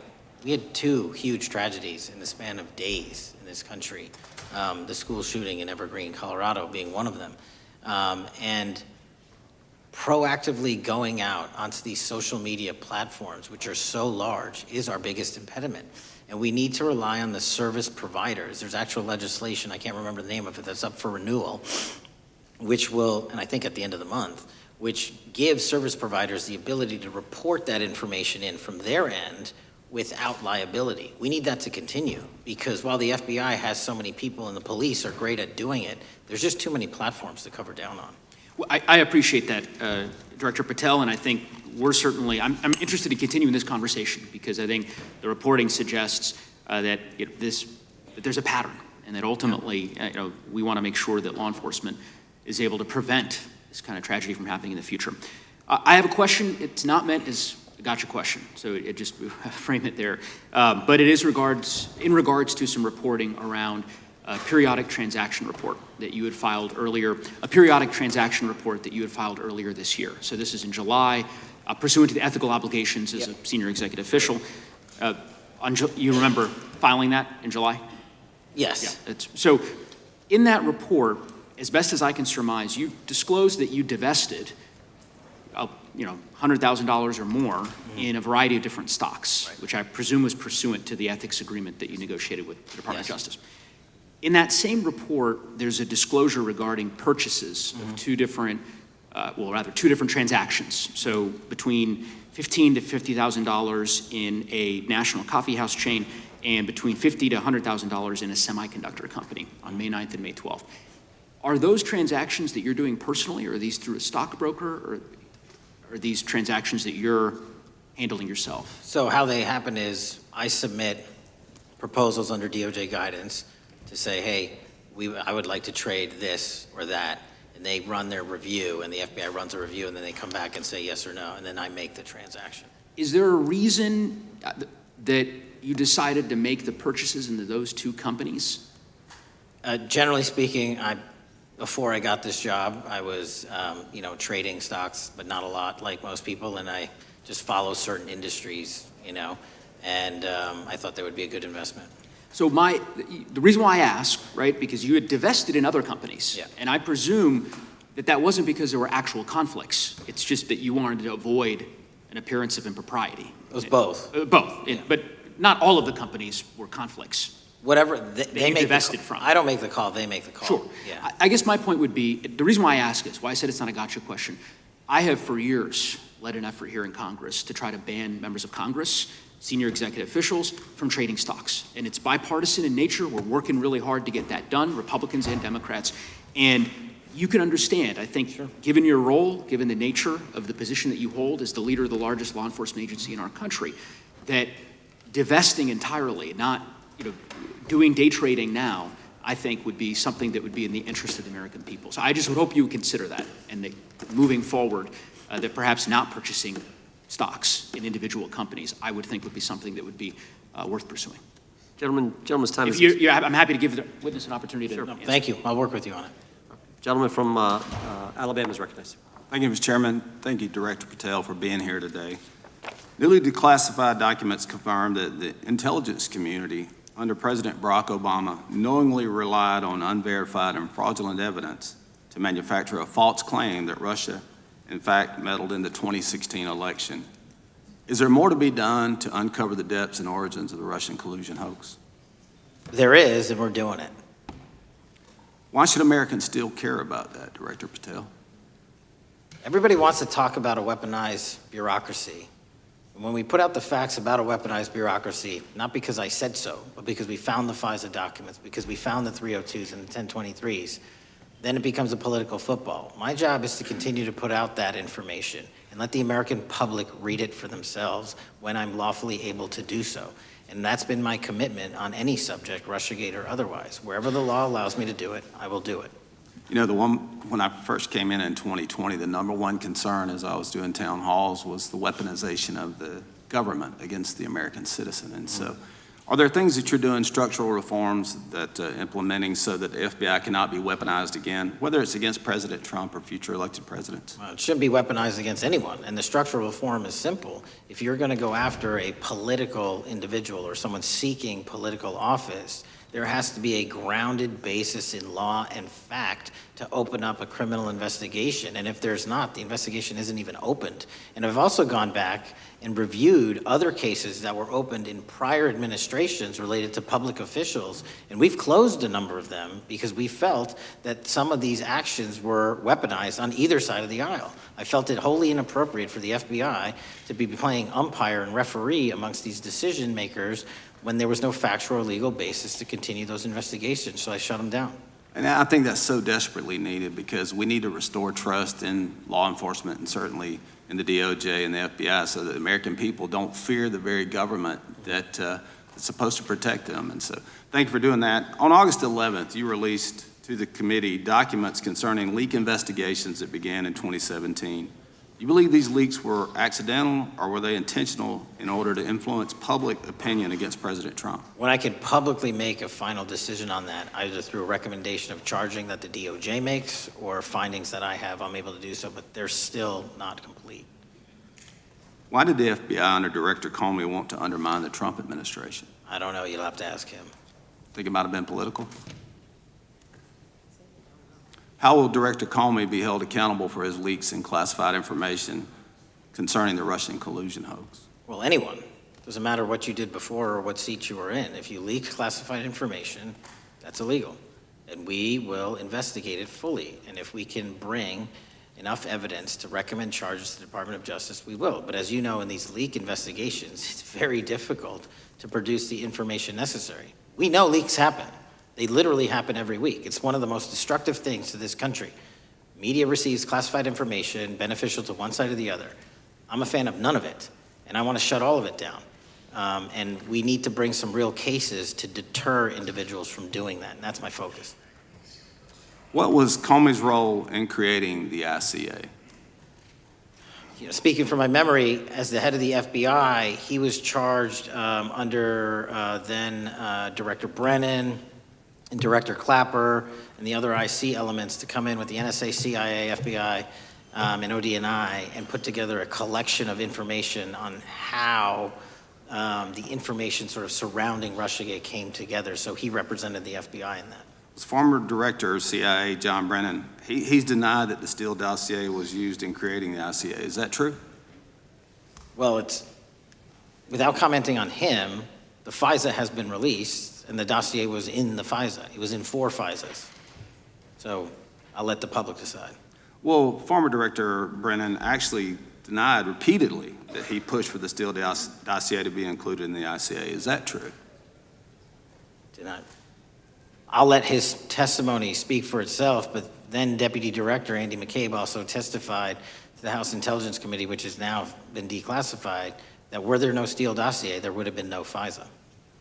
Well, my time's getting close, but let me tell you this, sir, and my colleague from Texas said, thank you for the job you're doing. You're making the American people safe. You're restoring trust in these agencies that so many of us had lost trust in. So thank you for the work you're doing. That thin blue line, you're doing a fine job, and we want to let you know we appreciate it. Thank you. God bless you. Lady from California is recognized. Thank you, Mr. Chair, and thank you, Director, for coming here today. And actually, thank you for your response to my colleague from New York who asked you earlier about violent extremism. And you said that there is violent extreme ideology on both sides. And I think you actually alluded to that same statement yesterday in the Senate. So I too have some questions I'd like to ask you. These are not gotcha questions, and just deny, please, what you deem to be false. So Dylan Roof, who followed white supremacist propaganda, murdered 9 black parishioners in Charleston in 2015. Do you deny this? I'm sorry, Dylan Ruth? Roof, can you give me some more information? You're head of the FBI, you probably know this. If you don't know, that's fine. You can give me a reminder. I've got a lot in front of me. It was national news. Robert Bowers murdered 11 Jewish worshipers in Pittsburgh in 2018. I do remember that. And it was the deadliest anti-Semitic attack. So do you admit that that happened? I'm not saying the other thing didn't happen. I'm just asking for a little information.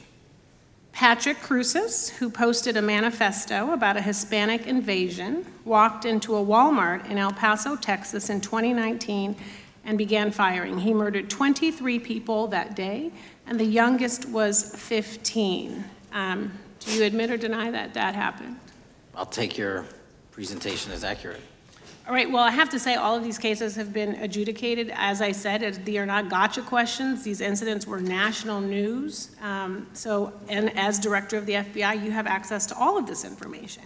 So in 2022, Peyton Grendon walked into a supermarket in a black neighborhood in Buffalo, New York, and started shooting. He murdered 10 people that day. And on September 10th, your friend Charlie Kirk was assassinated. Tyler Robinson has been taken into custody and charged, but also on that day, Desmond Holley, a 16-year-old white male, shot and injured 2 students at a high school in Colorado before killing himself. And according to the Anti-Defamation League, he had a fascination with mass shootings and white supremacy. So do you admit to, deny these facts? Those happened. Okay. Your predecessor, former FBI Director Christopher Wray, said that one of the most dangerous concerns is that racially motivated violent extremism, especially white supremacists, has been the biggest chunk of our domestic terrorism cases and is responsible for the most lethal attacks over the last decade. Do you admit or deny, A, that he said this? I'll let the record reflect that. Whatever he said was what he said. All right, and do you agree? That there is racially motivated crimes being committed in America, yes. Yes, especially white supremacists, which is the biggest chunk of our domestic terrorism. I'm glad that you said this. So last week, President Trump was asked if there were extremists on both the left and the right. He was actually asked this by Fox and Friends, and his exact words were, I'll tell you something that's going to get me in trouble, but I couldn't care less. The radicals on the right oftentimes are radical because they don't want to see crime. The radicals on the left are the problem, and they're vicious, and they're horrible, and they're politically savvy. Do you agree with the president? I don't speak for the president. The president speaks for himself. Do you agree with the president? I don't. On what matter? On the question that I just asked, do you agree with his statement about the radical left? That there's ideology that's driving violence on both sides? Yes, that's what he acknowledged. No, he didn't. But I'm glad that you're saying that and actually creating some separation between you and the president. And I'm glad that you That's literally are not what happened. He said acknowledging both. that there is violent extremism on both sides. What's interesting is that the research arm of the Department of Justice, the National Institute of Justice, do you know what that is? I'm familiar with them. Okay, great. It is the research arm of the Department of Justice, and it published an article in 2024 devoted to domestic radicalization, violent extremism, and terrorism. I have it. It's interesting that it's no longer on the website. It has been scrubbed, but I ask these questions because what makes a strong, qualified director of any business, of any household, of the FBI, what makes a reputable prosecutor is not lapdog loyalty, but a commitment to the creed that evidence is agnostic and that the evidence will lead you to making the right decisions. And your job, no one's job is to like the data or the evidence, it is to collect it. That is how you gain trust. And Mr. Chair, I would like to enter into the record, if I may. White supremacist group stands by racist ideology with unanimous consent. Without objection. Dylan Roof, the radicalization of the alt-right and ritualized racial violence. Without objection. Thank you. Another article, how Robert Bowers went from conservative to white nationalist. I'd like to enter that into the record with me. Without objection. Patrick Cruces believed he was fulfilling Trump's wishes in El Paso attack, his attorney said. I'd like to enter into the record. Without objection. Buffalo shooting, how far-right killers are radicalized online. I'd like to enter that into the record. Without objection. Evergreen High School shooters, online activity reveals fascination with mass shootings, white supremacy. I'd like to enter that into the record. Without objection. Murder and extremism in the United States in 2024, a report by the Anti-Defamation League. I'd like to enter that into the record. Without objection.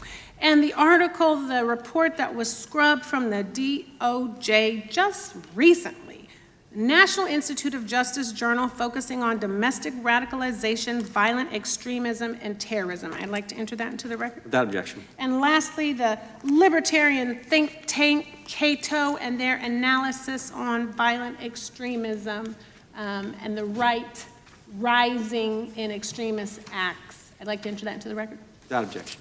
Thank you, and I yield back. Gentlelady yields back. Gentlelady from Wyoming is recognized. Just very quickly, Director Patel, thank you for being here, for your service to this country, and for the transparency that you have brought to the FBI and for the American people. Transparency that was absolutely non-existent in the Biden administration and FBI. I believe that you might have been asked earlier about whether you had had an opportunity to visit with any of Epstein's legal counsel. Were you asked that question earlier? I think so. Okay.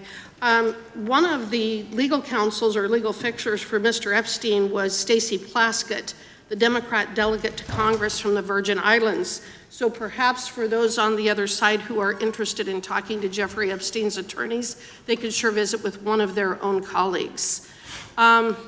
I want to focus on something that I think is very important that has not been addressed enough today, and that is related to the consequences of the Biden open border. One consequence of the Biden border crisis is the impact that it continues to have on our tribal communities, with the cartels taking advantage of our open borders, the Mexican drug cartels, by infiltrating our reservations and bringing violence, drugs, murder, trafficking, and more. Last year, when I questioned the Attorney General Garland about what the DOJ was doing to protect these communities, he simply deflected responsibility and said that Congress had not appropriated sufficient resources for them to be able to protect our tribal communities. Mr. Patel, what is the Trump FBI doing to counter the drug cartel infiltration and other violent crime targeting our Native American communities? Thank you. It only took more than half of this proceeding to talk about one of the priorities that the FBI has, which is crimes on tribal lands. Every single crime that we have been talking about, whether it's child predators, human trafficking, narco traffickers, murder, they all happen on tribal lands as well. And I've said since the beginning, it is a priority, which is why we launched Operation Not Forgotten on tribal lands. And I'm the first FBI director to meet with the staff and tribal leaders here in Washington, D.C. and elsewhere, and invited them into my office and headquarters to see them, because I need engagement with tribal leadership, and I need our police and FBI agents to be engaging with tribal leadership. Otherwise, we're not going to break through. We have 1,900 Indian country cases open right now. We've got 600 indictments this year alone.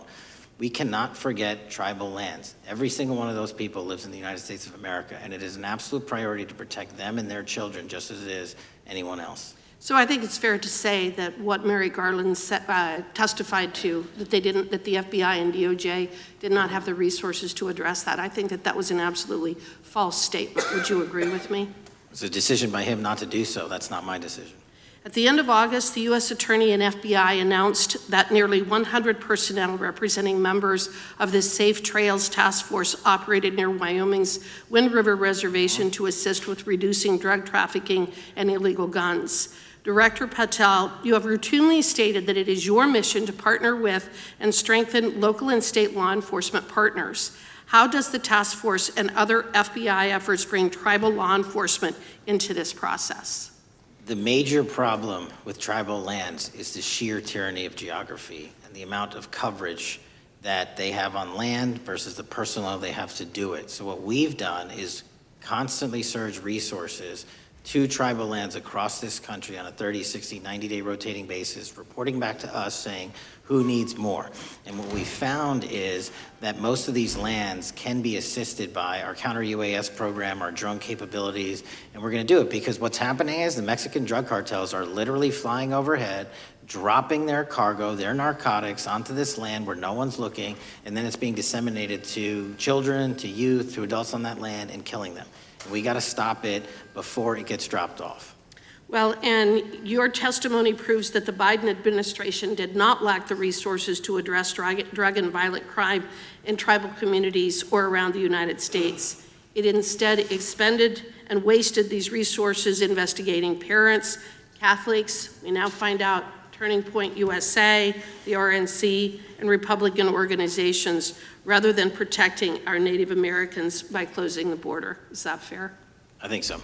Wonderful, thank you. And I do appreciate the work that you've done in this regard. I was previously the chairman of the subcommittee on the Indian and Insular Affairs with the Natural Resources Committee, and safety and security on our reservations and for our tribal members has been one of our priorities, one of my priorities, and I very much appreciate the work that the FBI has done.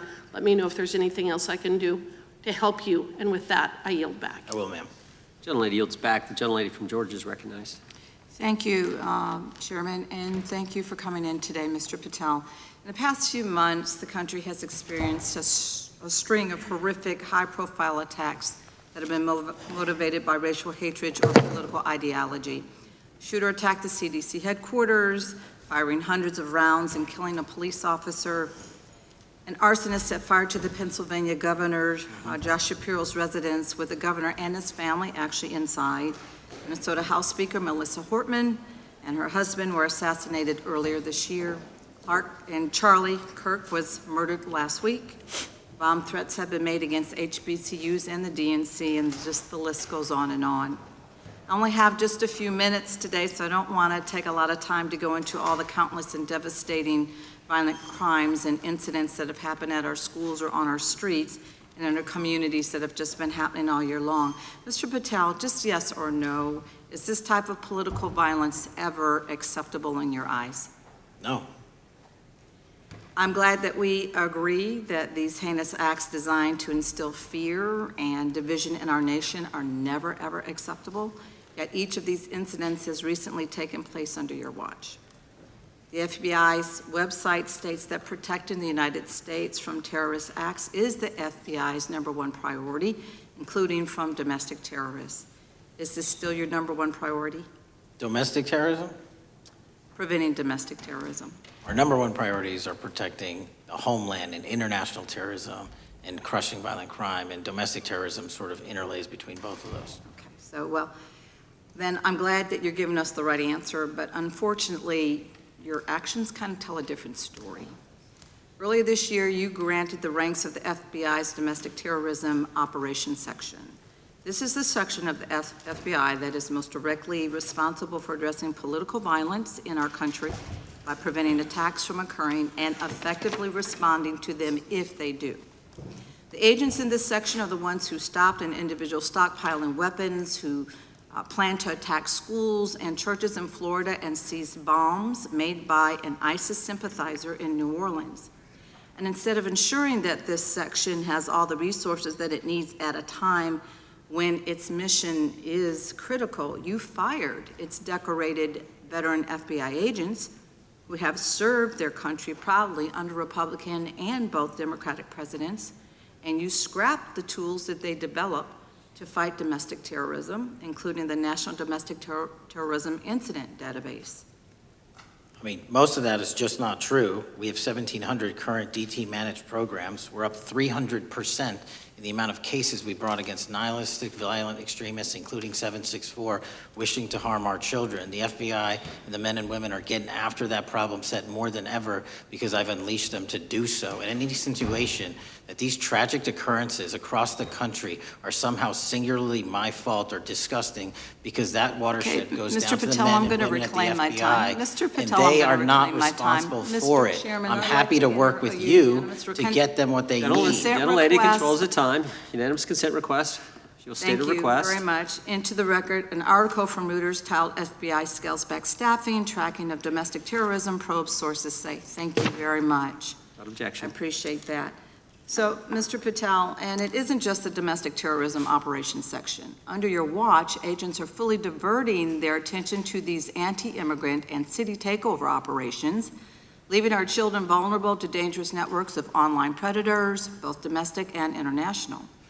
You pulled more than 120 FBI agents from their normal duties to operate sobriety checks and conduct traffic stops, exposing the FBI's fleet of unmarked cars and thereby making it harder for the FBI to combat violent criminal gangs, foreign intelligence services, and drug traffickers in the process. That's simply not true. If we were not able to do two things at one time, how would we be seizing record amounts of fentanyl? 23,000 violent felons have been arrested. Time belongs to the gentlelady. More than twice as many as last. Time belongs to the gentlelady from Georgia. Thank you very much. And this request basically is, it is an article from Reuters which quotes law enforcement officers familiar with agents who once covered child exploitation cases but now focus on immigration child exclusive. Thousands of agents diverted to Trump immigration track down. Mr. Patel, in the short time I have left, your tenure as director of FBI has been somewhat problematic. Americans are left safe, definitely less safe under your watch. You have gutted the FBI's ability to keep safe from domestic terrorism. You have sent FBI agents to conduct traffic stops and round up hardworking immigrants who pose no danger to public safety, people even President Trump referred to as good long-time workers. Your job is to protect and serve the American public. Time to the gentlelady. You have spent your time protecting heinous individuals and using the FBI to serve as a political circus. You at times have appeared unequipped. Time to the this country gentlelady has deserves better, expired. and I yield. Gentlelady yields back. May I respond? Sure can. Simply put, what is it? Are we failing? If we're failing, how are we arresting 23,000 violent felons? Twice as many as this time last year. Are we failing? Because if we're failing, how are we seizing 1,500 kilograms of meth, 25% increase from last year? Are we failing? Because we captured 4 top 10 FBI most wanted from around the world in 7 months. That's more than the entirety of the last administration. Are we failing because we put 1,500 child predators in prison? Are we failing because we dismantled 300 human trafficking networks? Which is it? You don't like me, that's fine. But don't you dare disparage the men and women of the FBI that are producing record results in historic fashion to protect this country. They are kicking ass for America, and they're going to continue to do so. And we appreciate your leadership. The gentlelady from Florida is recognized. When I was home recently, I met with the agents leading the Tampa office of the FBI, and I saw what they're focused on in my community: stopping drug traffickers, rescuing children from exploitation, fighting cybercrime, protecting us from acts of terrorism, foreign and domestic. And I know from my time as a federal prosecutor and a judge that this work by the Bureau doesn't make headlines, but it is happening every single day. At the top, accountability is necessary, transparency is critical, but today we've seen an effort not just to diminish, but to distort the work of Director Patel and the agents he leads. If we really care about transparency and about truth, then what we owe to the American people is this reality: that thousands of dedicated professionals at the FBI wake up every single day thinking not about themselves, but about this country, and keeping every single one of us and our children safe from harm. And Director Patel, I would like to hear from you the facts about what the FBI is doing in your efforts to fight crime. Director Patel, isn't it correct that since January 20th, 2025, the FBI has made over 25,000 immigration-related arrests, including 350 members of Tren de Aragua and 195 members of MS-13?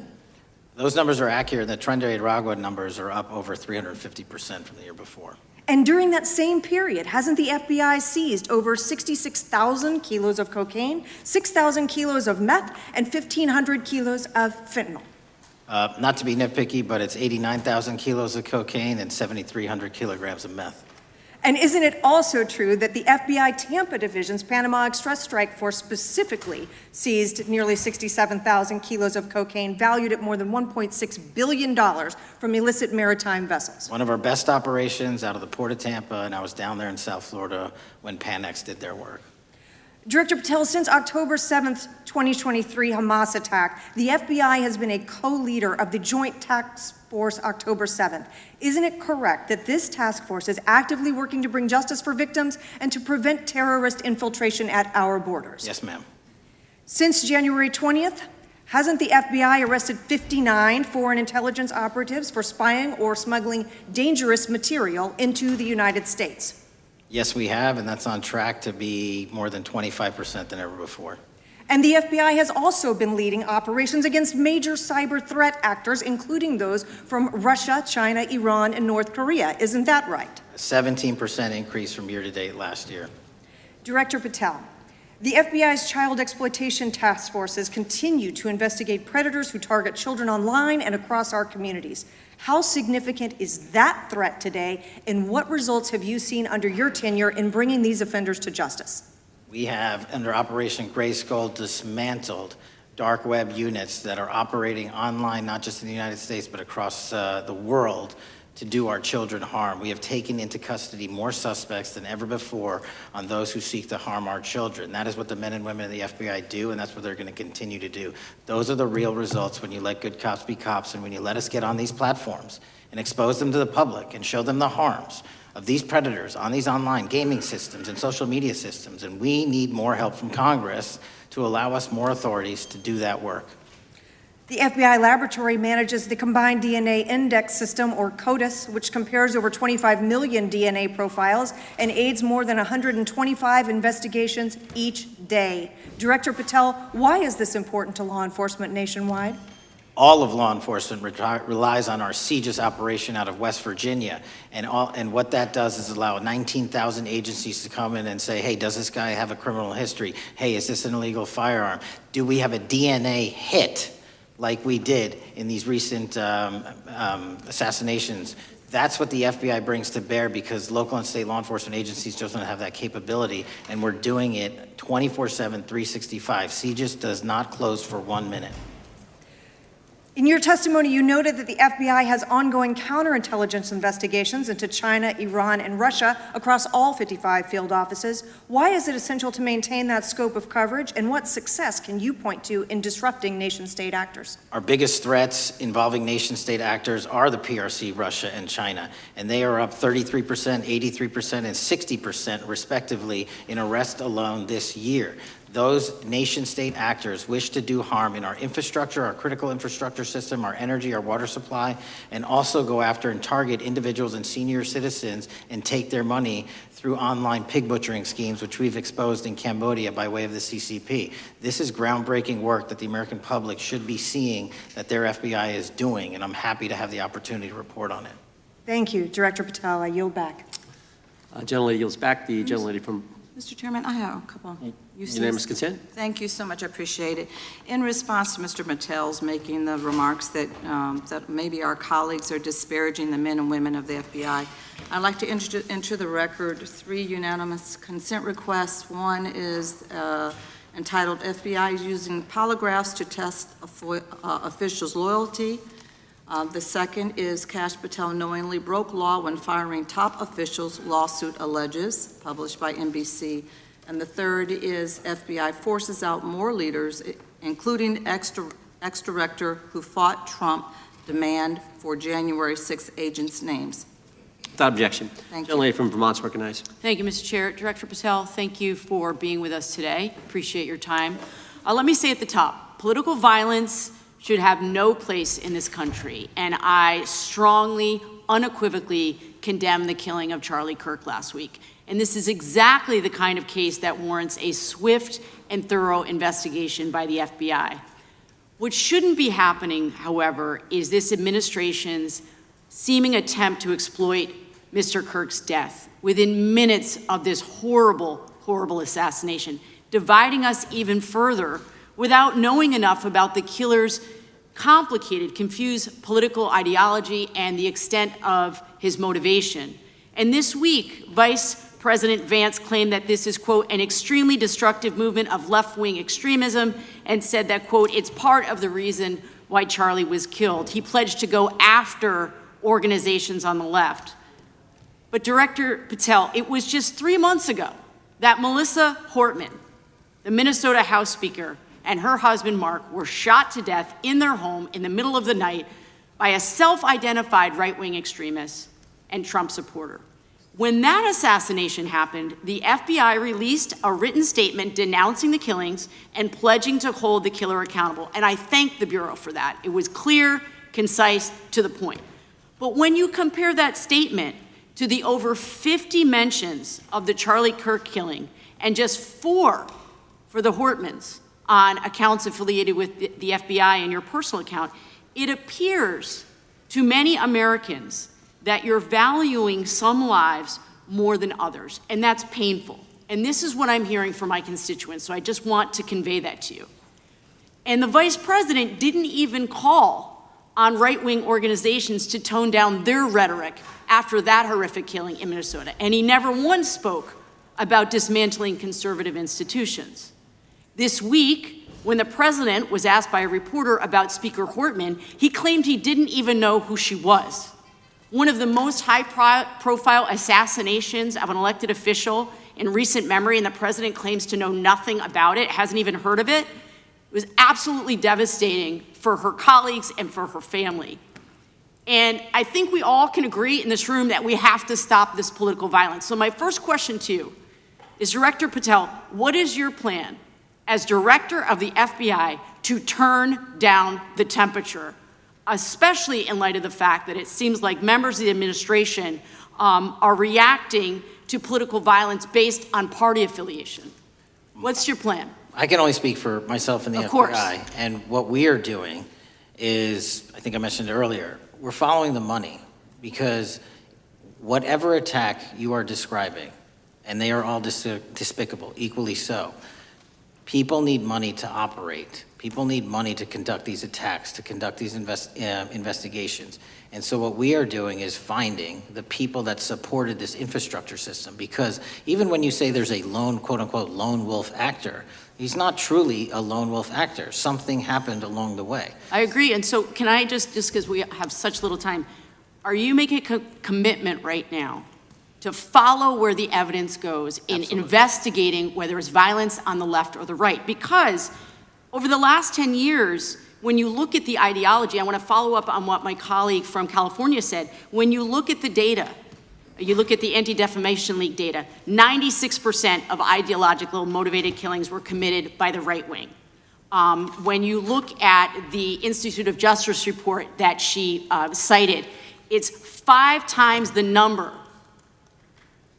that 5 times the number of far left extremist incidents are perpetrated by far right. And it's been reported, and she mentioned this, that as of September 12th, 2025, just 2 days after Charlie Kirk's killing, that the DOJ removed that report from the DOJ website. That's why Americans are concerned that there seems to be a separate system of justice, that if you are a Republican and you are attacked, you will get the full weight and authority of the FBI in this administration. But if you are somebody serving in the Minnesota State Legislature and you are assassinated in your home, that the response is different. And I think to ignore the threats from the right or try to do a both and when there are multiple instances when it's overwhelmingly coming from the right, this is a disservice, because Americans want to know that whoever they are, whatever their political affiliation, that the response is going to be the same, and it is going to be done with the same diligence. And I'm wondering if you will commit to me right now that you will be a voice right now standing up to those voices in the administration that are adding to the violent rhetoric right now. That's what I'm asking you. Will you commit to this? Time of the gentlelady has expired. The gentleman can respond. My voice will be through the investigations that the FBI conducts, and we will conduct them all lawfully and equally. Can we expect in the future that your tweets in related to one killing will be the same level of concern? The gentleman from Texas is recognized. Thank you, sir. Director Patel, thank you for being here today, and most importantly, thank you for restoring trust and faith in the FBI, which has been severely eroded under the Biden administration. Thank you for your service and your continued service in this capacity.